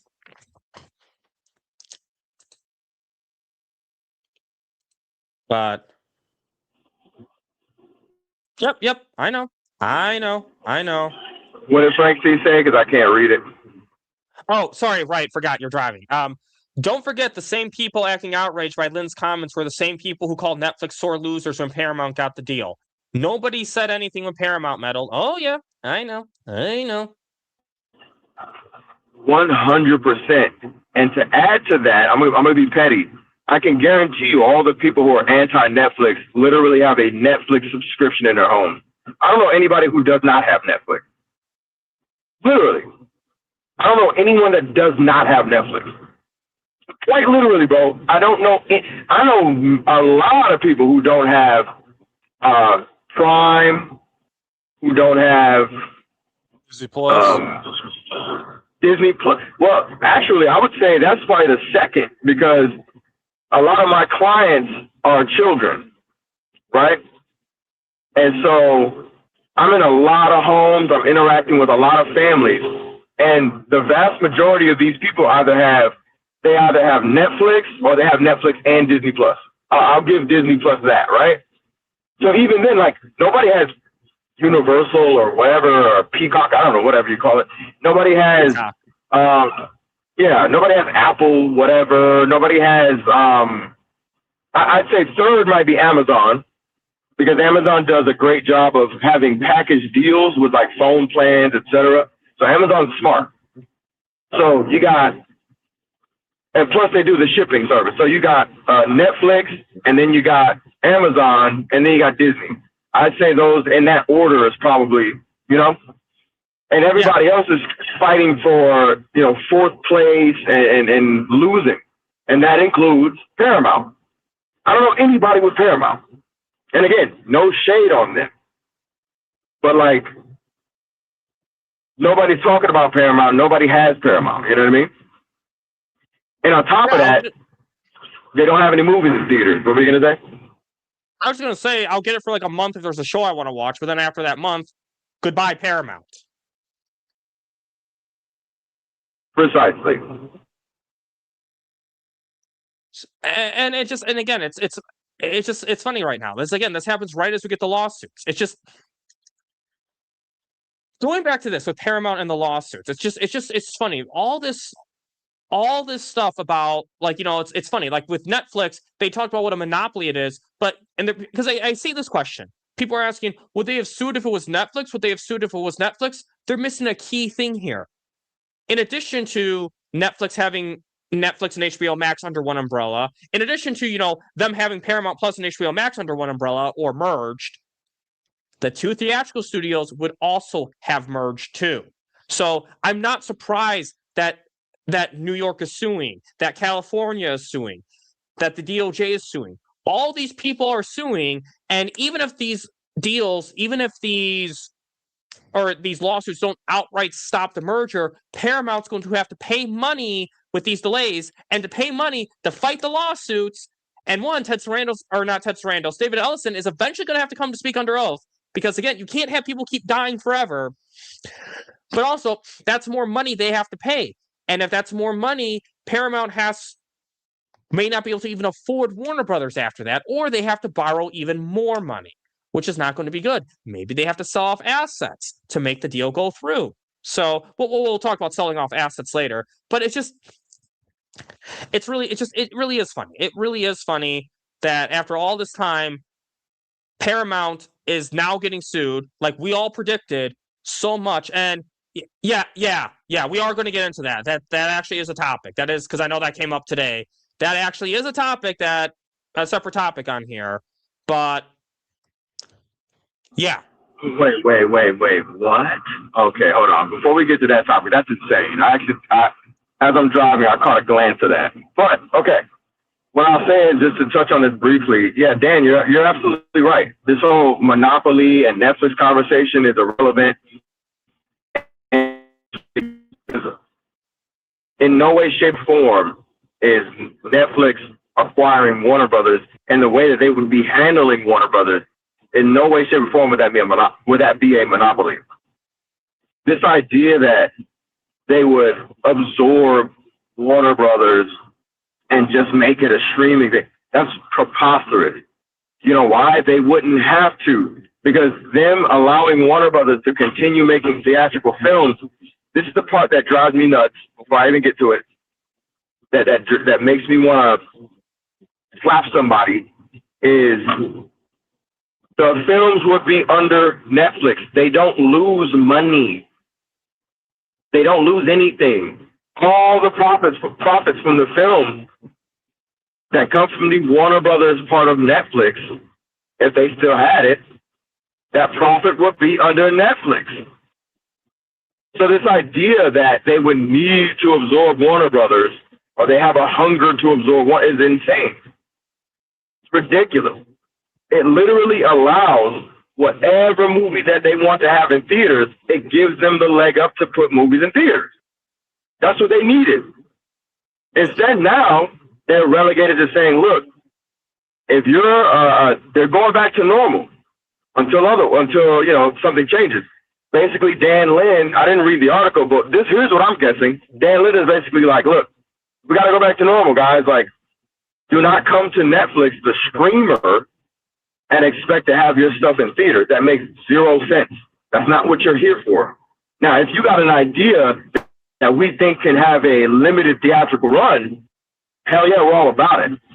But do not come to a streaming service expecting your shit to go to theaters, dummy. That makes no sense. And I'm not even talking to filmmakers when I say that. I'm talking to the naysayers in the crowd who are anti-Netflix. You got to be a moron to think that a streaming service is going to shoot themselves in the foot by allowing, hey, we're gonna put movies in theaters, guys. And no, that's not how that works. They lose money doing that.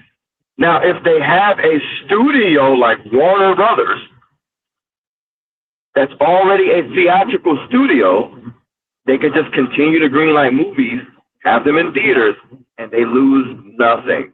And if they have an original project that they would typically put on Netflix, they don't even have to do that. They can put it with Warner Brothers, have it released in theaters, and then when it's done its run, it can then go to the streaming platform. And guess what, guys? For those that are going to cry about physical media, they can fucking release physical media, and they can still go to them because they own it. Hello? Now, the most powerful streaming service is now utilizing one of the most powerful studios in film history to be in theaters, and they can have physical media. They literally have 3 prongs of profits coming in. They lose nothing.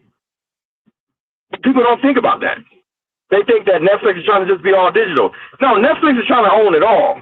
They want to be a part of physical so they can get money. They want to be a part of theatrical so they can get money. They want to be, obviously, a streaming service.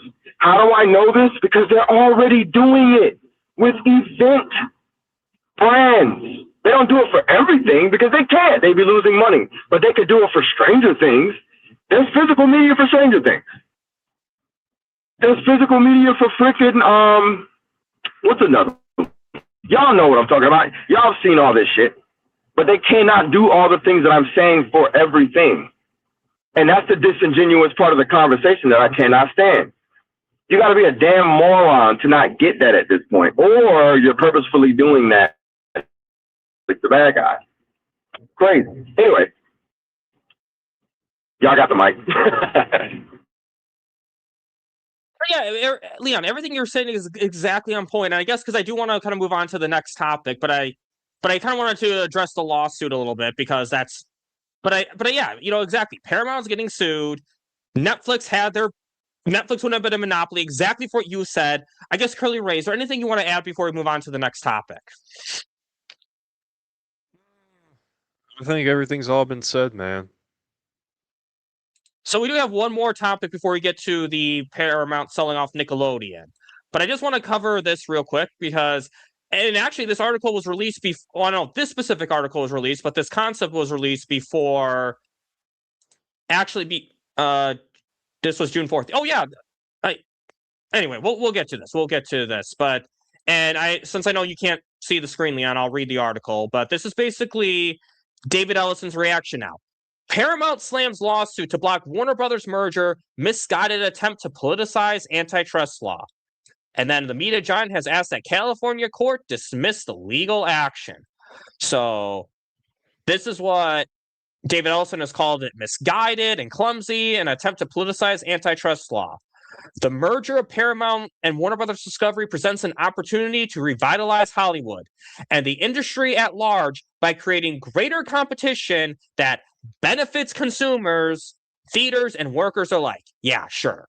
The company wrote in a motion filed with the U.S. District Court in Northern District, California, in Oakland on Wednesday. This clumsy attempt to politicize the antitrust litigation, untethered to any established antitrust principles or law, has no place in the courthouse and must be rejected. And then also he says here, Netflix and other scale tech platforms stand to benefit from a weaker Paramount and Warner Brothers, but consumer and theaters owners' talent will suffer. Whatever upside plaintiffs might see in such an outcome is not a preemptive one. So, yeah. In other words, this is the exact same attitude that David Ellison always had. When Netflix was getting Warner Brothers, David Ellison whined and complained constantly and was trying to get in. Now that he's getting Warner Brothers, as it stands right now, you got the government kind of saying no, and David Ellison's like, no, this is not anti-competition, despite the fact that we'd have two major theatrical studios merging. It's just him speaking nonsense to me. And it's just, I'm not surprised he's reacting this way, because he wants Warner Brothers. He wants Warner Brothers, and he's willing to do everything for it except testify in court. I guess, Leon, I know you're about to cook, so I'm going to let Curly Ray go first. Curly Ray, what's your thoughts on this? And all I could say is, David Ellison's a crybaby. Leon, go. Yeah, I think he's a clever businessman and he's relentless. I'll give him that. The thing about this whole situation that troubles me is they keep getting away with things that they shouldn't. So that's really my concern is this going to be one big, long, drawn out, haha, we're letting them win? Like, is this all theater? And I'm trying to put aside the web that I have in my mind when it comes to life and looking at the matrix code, so to speak. Try to put that aside and just have a surface level conversation about this. Even though it sounds deep about it, but I don't know. It's weird. Y'all picking up what I'm putting down, man? Because the part of me is like, yeah, you know, hopefully this lawsuit puts a dent in the situation, and what Ellison is saying is hopefully the last murmurs of a deal that shouldn't be taking place, right? Meaning it's going to fail, hopefully. And I'm not wishing bad on anybody. This isn't personal.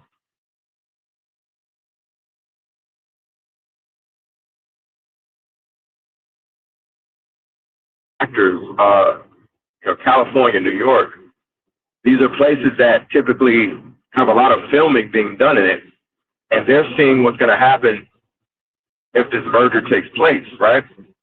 You're going to have one of the biggest studios of all time be absorbed and monopolized, and here you have this man being quoted as saying that this is going to be great, for the film industry, and all that executive suit talk that just sounds like stuff that it's like fluff. It sounds cute and it sounds great and it sounds like it gives you hope or whatever the case may be. It primes you for nothing, actually, because there's absolutely nothing that has been shown and said that makes all the things that he's claiming tangible. And that's just what it is. So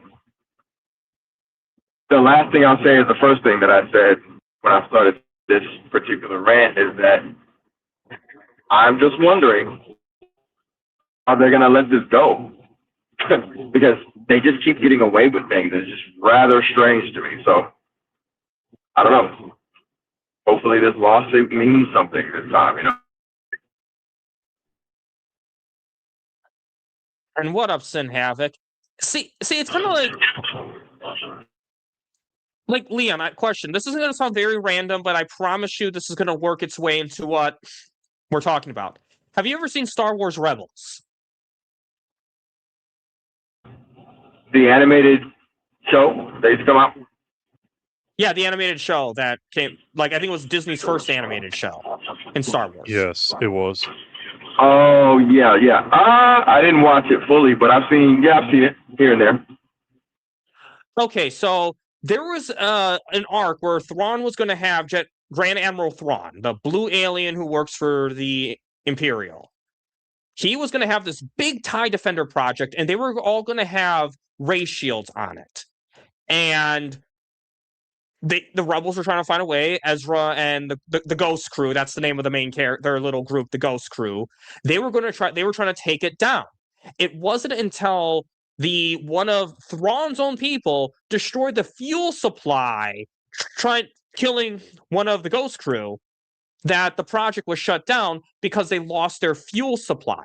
The fuel supply killed the entire project. And what I'm saying, and it's something you don't think about, right? You might think, you have to destroy all the ships and stuff, but without the fuel supply, the logistics of this TIE Defender project can't happen. And that's what I say with all these lawsuits with David Ellison. Essentially, the money they have to pay for the lawsuits is the fuel supply. Okay?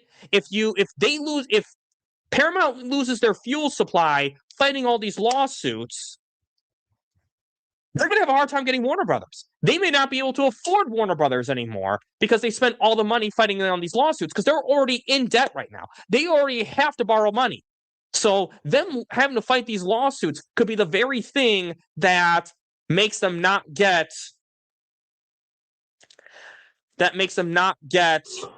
Warner Brothers. And I hear you, and hopefully you're right, because that makes total sense. That makes total sense. You're right. They can't be in debt and at the same time fight these lawsuits and at the same time pay these shareholders, because that's another angle, right? The more and more this stretches out, at some point they're going to have to start paying shareholders. Yes, exactly. And Smackadon, I do like Batman more than Star Wars. It's just that, I don't know, Star Wars makes me less depressed right now than DC. I mean, I'm not saying that Star Wars has hit on everything, but at least you can watch the 6 movies and pretend nothing else happens. I can't watch Zack Snyder's 3 movies and pretend nothing else happens because that ends on a cliffhanger. Return of the Jedi doesn't. So, But That's so funny you say that, bro, because I completely agree. I cannot watch or even read a DC comic right now without this feeling of like, ugh. Because it used to be a time, and I'm not gonna go too deep into it. It used to be a time I could pick up the controllers and be like, a DC game, and then pick up a comic, DC comic, and then I could pick up the remote animation, and then the movies. Everywhere was something good. Maybe not perfect, but something really freaking good. Now, nah, none of it's good. Number one, and if there is one thing that's good, it's like, all right, well, that's over, and then I got to think about how trashy DC is everywhere else. Yeah, so I get what you mean, for sure. so yeah, that's kind of my point. And also, I just think Star Wars. I just happen to have a lot of good Star Wars analogies. Smack it on. But it's funny because we're talking about them being broke, them selling off assets. So this transitions us perfectly to this. Paramount is selling off assets. This just came out today. So again, I'm going to share the article, but I'm going to read it since I know Leon can't really see. Well, he can't see the stream right now. Hopefully he can see the road because that would get him killed if he couldn't. But anyway. So Paramount may drop some kids' TV for European Union. It says EU, European Union, because that's another angle of this, because if they want to operate in Europe, they have to make Europe happy too. So, Paramount Skydance Corporation may be preparing to sell off some of its children's TV networks in order to secure European Union approval of their $110 billion Warner Brothers Discovery acquisition. According to Bloomberg via Yahoo, Paramount hopes to avoid any asset sales, but it is open to sacrificing specific kids' channels if European regulators flag antitrust concerns. Regulators are said to be concerned in examining the overlap between two of the most prominent children's TV channels, Paramount's Nickelodeon and Warner Brothers Discovery's Cartoon Network. European officials are also said to be scrutinizing how the combined entity might impact cinema exhibitor sector, with cinema operators having been recently questioned in the matter. If Paramount is going to concede things to appease the European Union, those remedies must be submitted by the beginning of July. So, and then also the UK's Competition and Markets Authority is also doing its own initial investigation after the local film industry groups and labor unions have pushed they do so. So in the US, federal antitrust regulators look likely to approve the takeover, even as state level opposition is seeking to block it on its antitrust grounds. So yes, basically Europe is the cause of this one. European unions like Cartoon Network and Nickelodeon, those cannot be one entity. Sell something. So, yep, Sin Havoc, they do not have it in the bag. So, okay, so I'm getting what you're saying. So essentially, they can't have two entities that are alike. If they're going to be absorbed Warner Brothers, they have basically Cartoon Network, and then they already have Nickelodeon. And wow, okay, or children's programming, I should say. Wow, is that what I'm gathering here? yep, that's exactly right.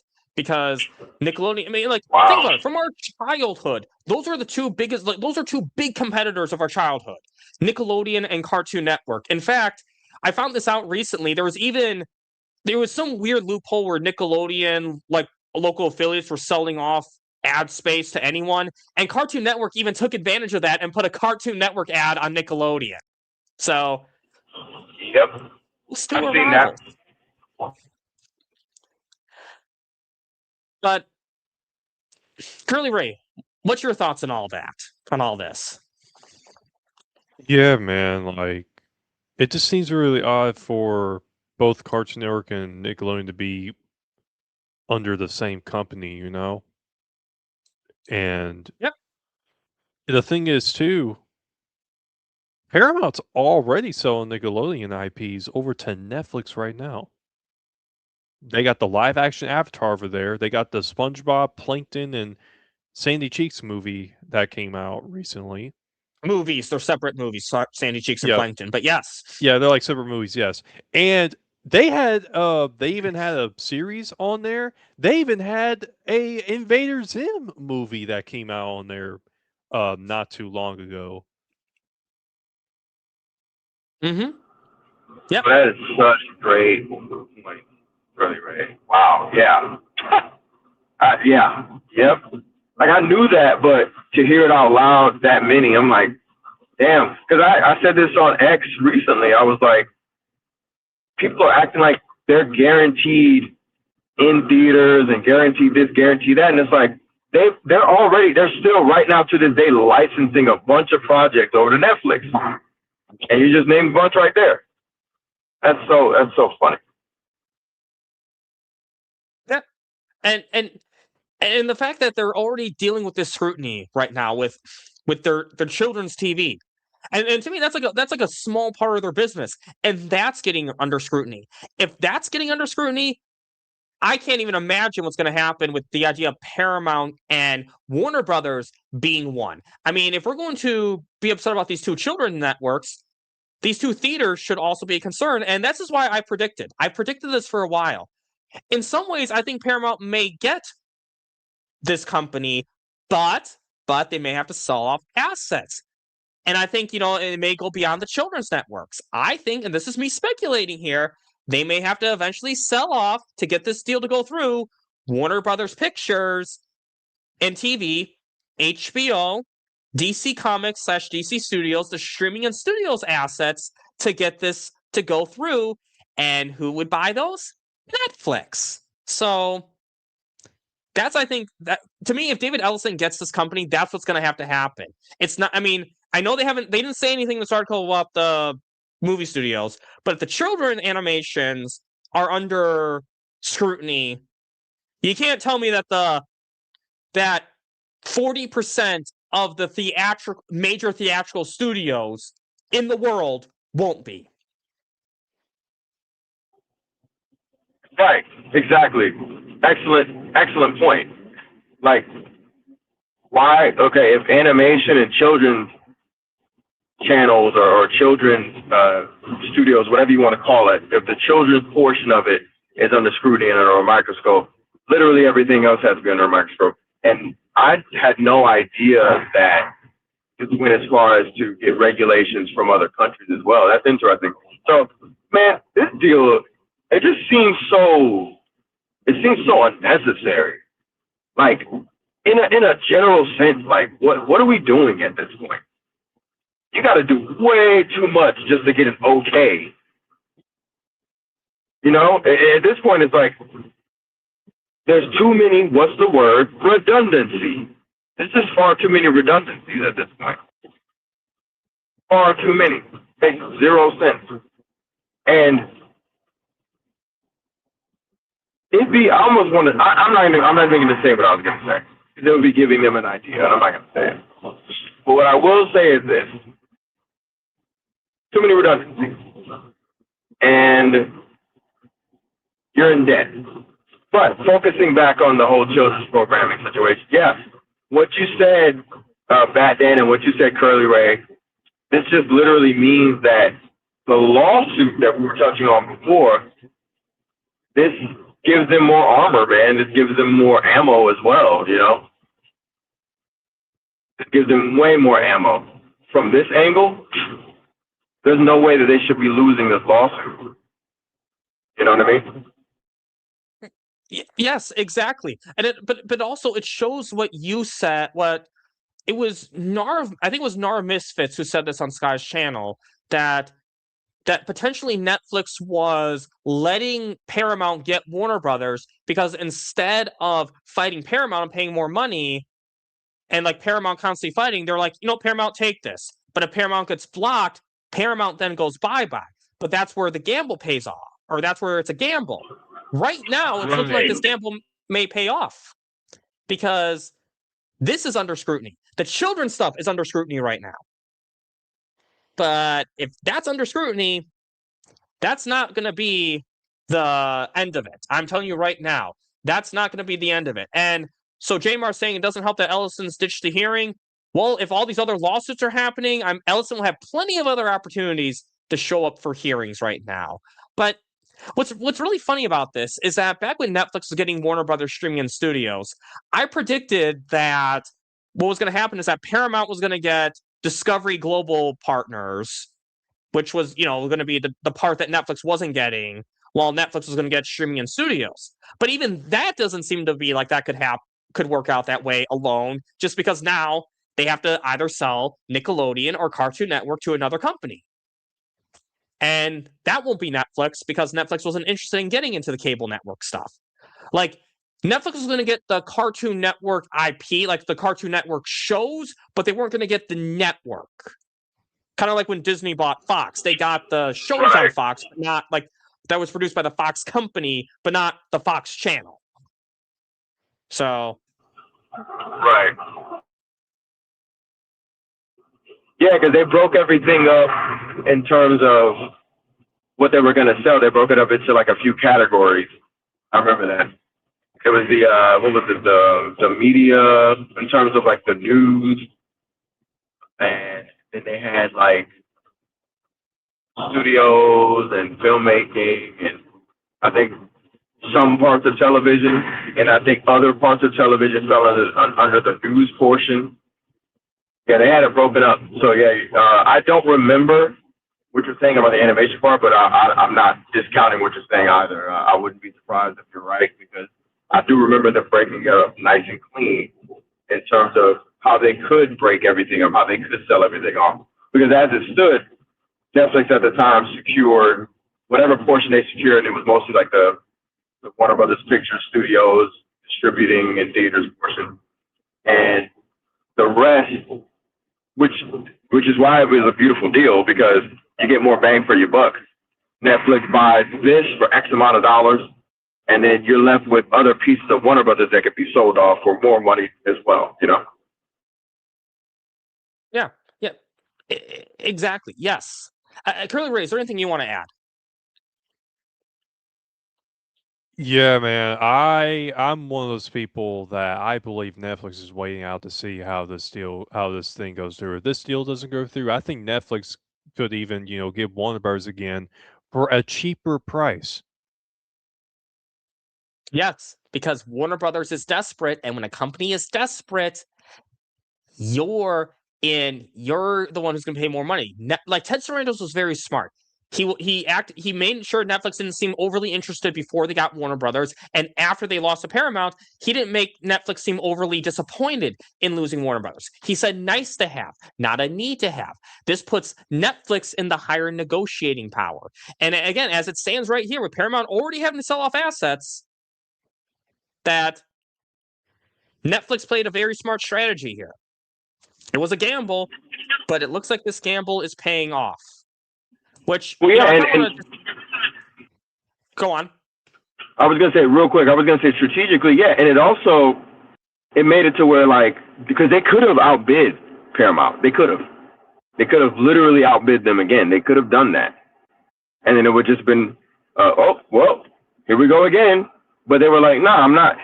For them to do that, it would then push the assets and whatever they're trying to buy. It will push them into a stratosphere that is probably, in the eyes of Sarandos and many others, it will push them into a stratosphere that is unnecessary, one, and not worth it. It will make it.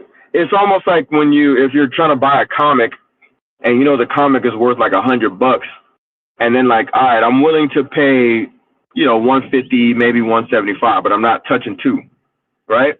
And then some jackass is like, $200, and you're like, all right, go for it, bro, And he's twiddling his thumbs, and it's like, yeah, you just made this comic worth way more than it needs to be. It's cool. It was literally just worth $100, and because it's something that's near and dear to me, I was willing to put 75 more, but it ain't that near and dear. to go up to just a flat out 100 more. No, I'm okay. And that's essentially what Sarandos was avoiding. He's like, if I bid higher, I can take this, but then I'd be making them worth way more than they should be. No, I'm good. Yes, and he doesn't want to. He doesn't want to do that because Sarandos is thinking business. Ellison is thinking ego. I've always said this. That's the main difference between these two. One is about business. The other is about ego. And yeah, and I just and this right in them selling off the assets right here, even starting with the kid shows. And again, right now, this article did just say the kids stuff right now, but I'm just saying that if you're starting with that, I can guarantee you more is going to come up. Which leads us to the big question to kind of finish this off. What does this all mean for Paramount? You know, with the lawsuits, with them having to sell off, you know, either Nickelodeon or Cartoon Network to another company. What does this all mean for Paramount? And we'll start with you, Curly Ray. What do you think this all means for Paramount? Man, I think Playton's going back in the cell, and the Chum Bucket is going out of business. Yep. Can somebody translate that for me? Plankton, or yeah, man. What I mean is, I don't think this deal is going through. I think it's done, honestly. How about Leon? Do you concur?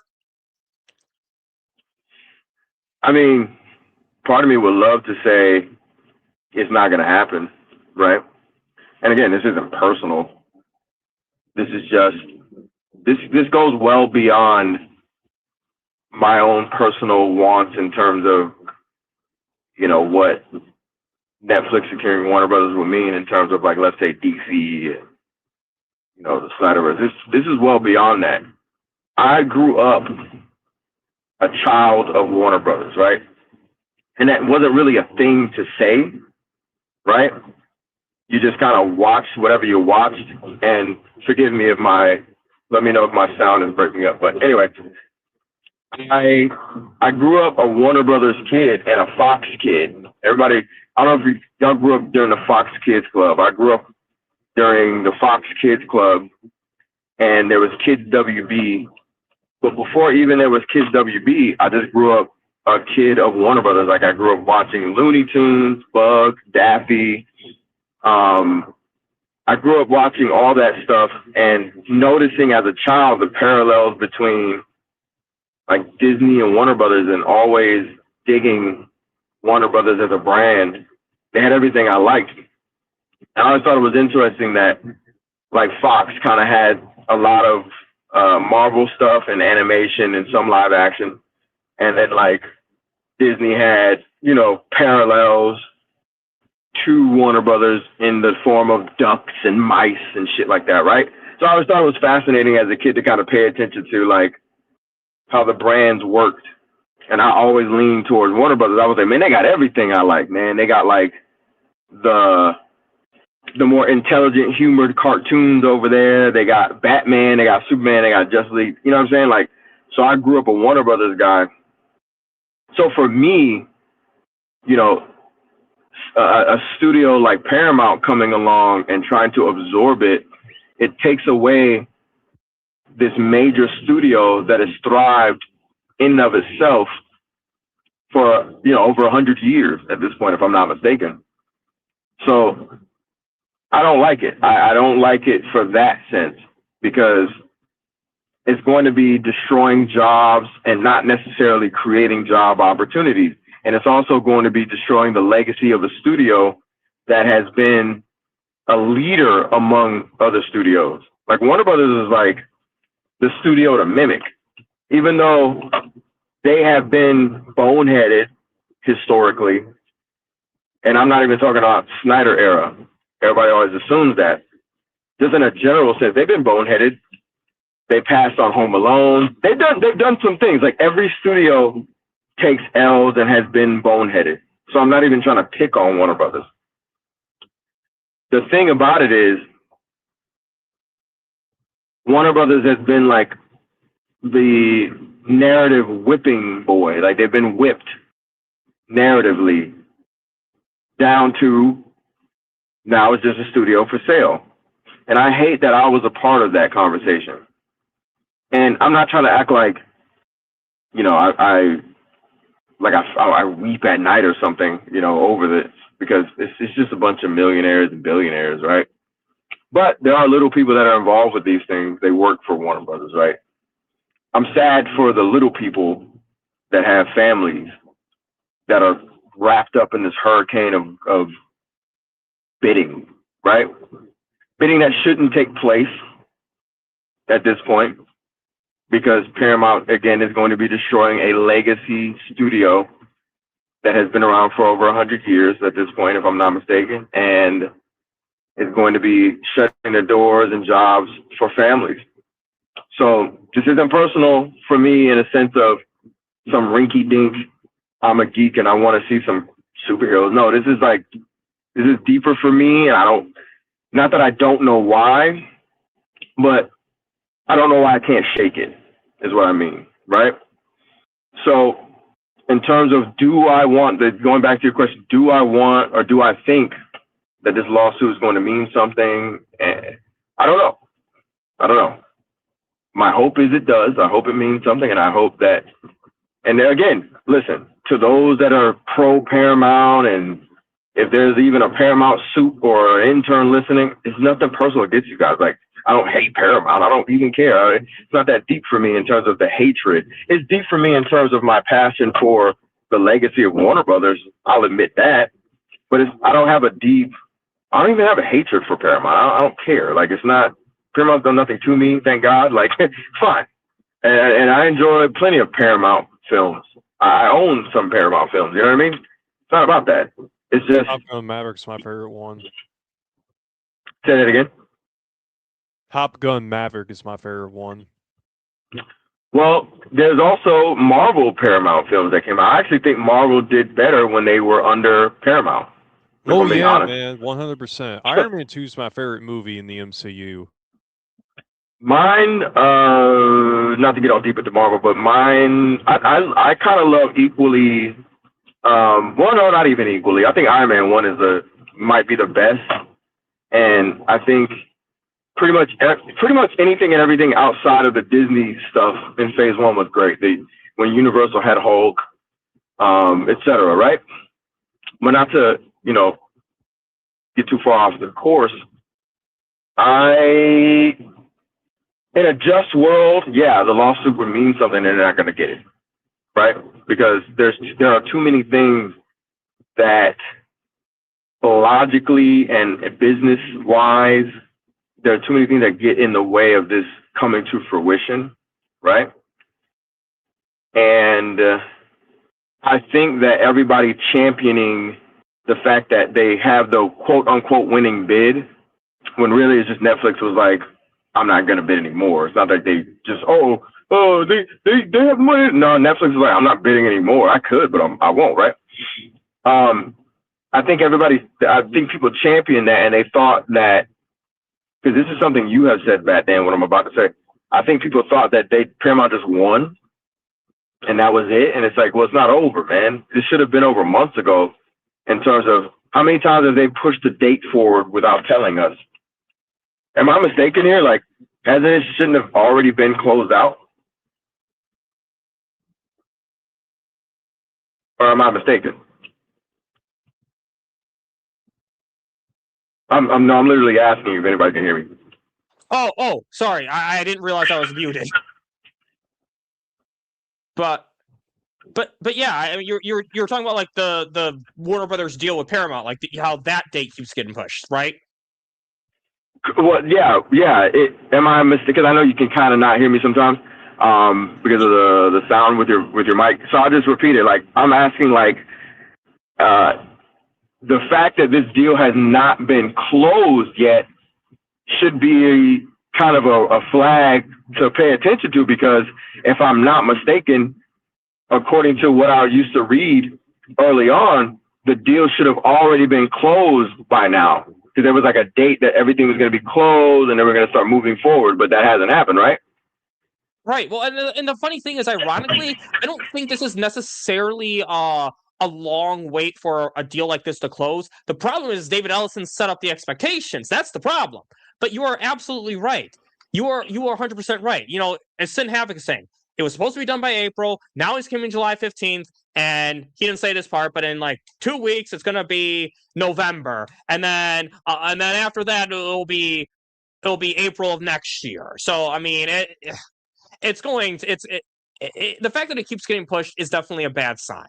And I mean, it's kind of what I would say too is like, does this absolutely mean that Paramount's not getting Warner Brothers? No, because in a just world, they would not get this deal would already be dead right now. But this is not a world where everything's all fun and fair.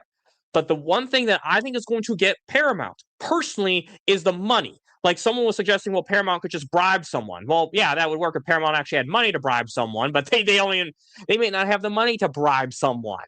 So yeah, I think what's going to happen is I think Paramount will get some assets, but I think it's not guaranteed. It's not guaranteed, but I think it's very likely that Paramount will not get Warner Brothers just around the fact that they have to spend all this money. They have to fight the lawsuits. It's just there's too much stuff going against them. Now, I will admit, I kind of have that same fond memories of Warner Brothers as Leon has. Because I grew up with Justice League. I watched shows like Dexter's Laboratory, Ed, Ed and Eddie, Powerpuff Girls. There were a lot of Cartoon Network shows I loved. I love Warner Brothers as a company. Just because I hate the current leadership right now doesn't mean I hate the company overall. I don't hate the company. I hate the leadership. And I want to see Warner Brothers exist as a company.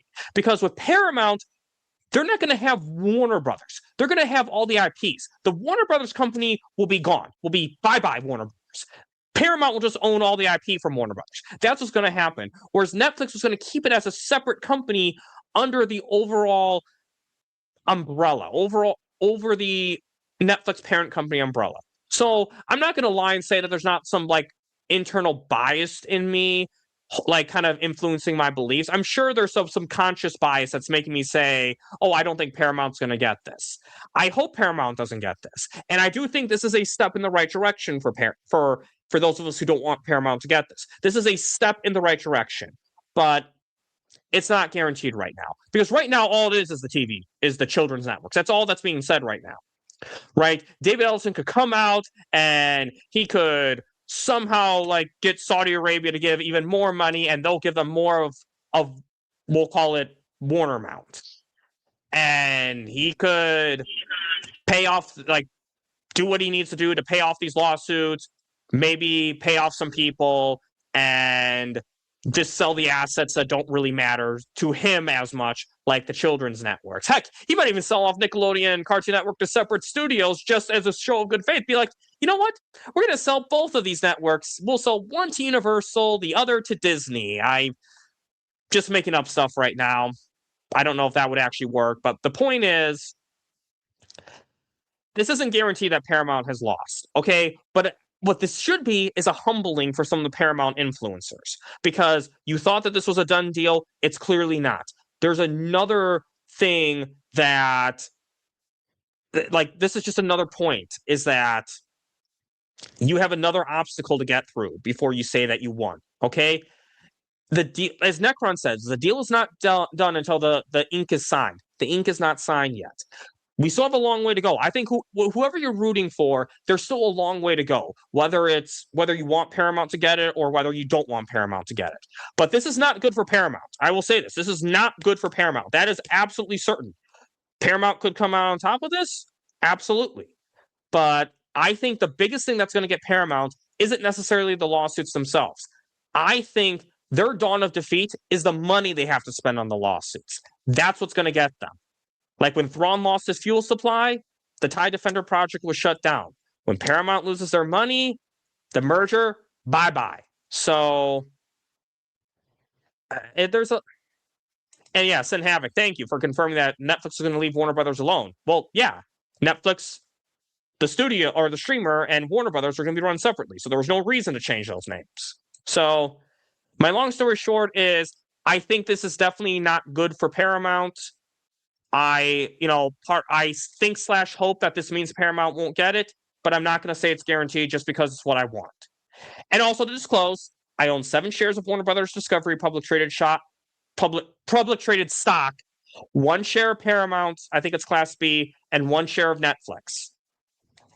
But There you go. My long-winded answer of this is I hope that they don't get it, and I think that Paramount won't get this, but it's not guaranteed. We'll say it like that. I think we'll put it like that, and I will admit there may be some subconscious bias creeping in.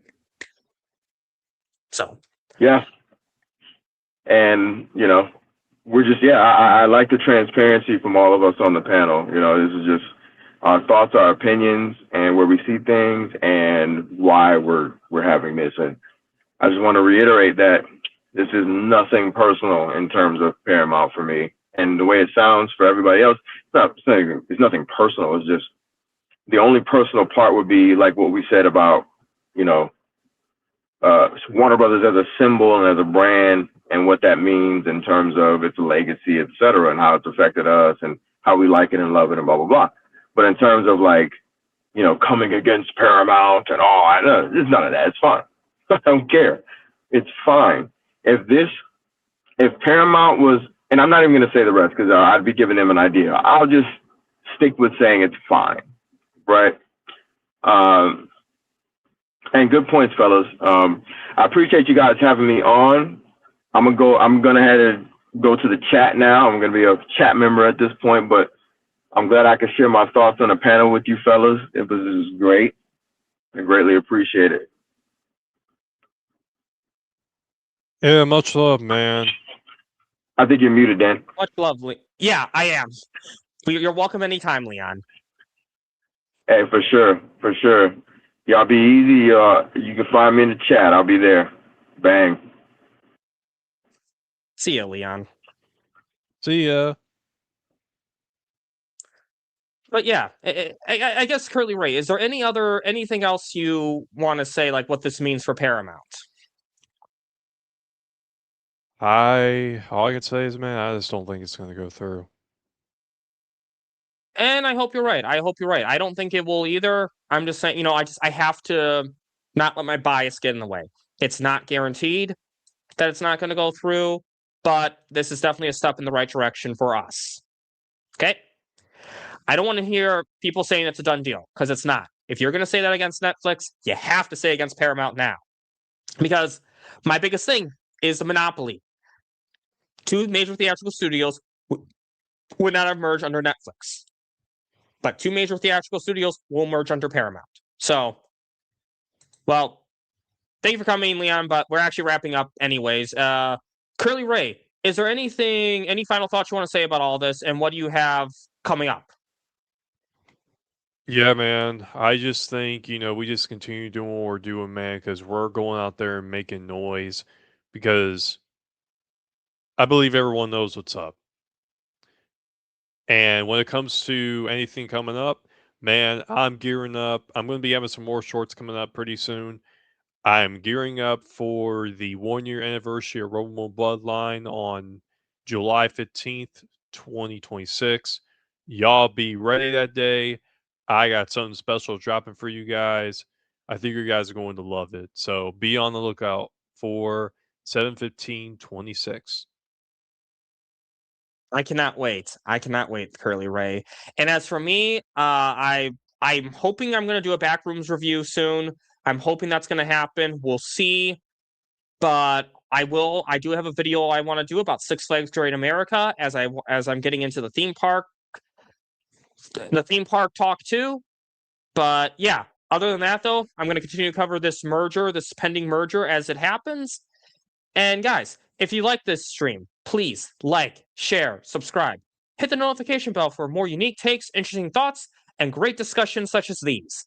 And on that note, any final words to CurlyRay? Have a bat-tastic day.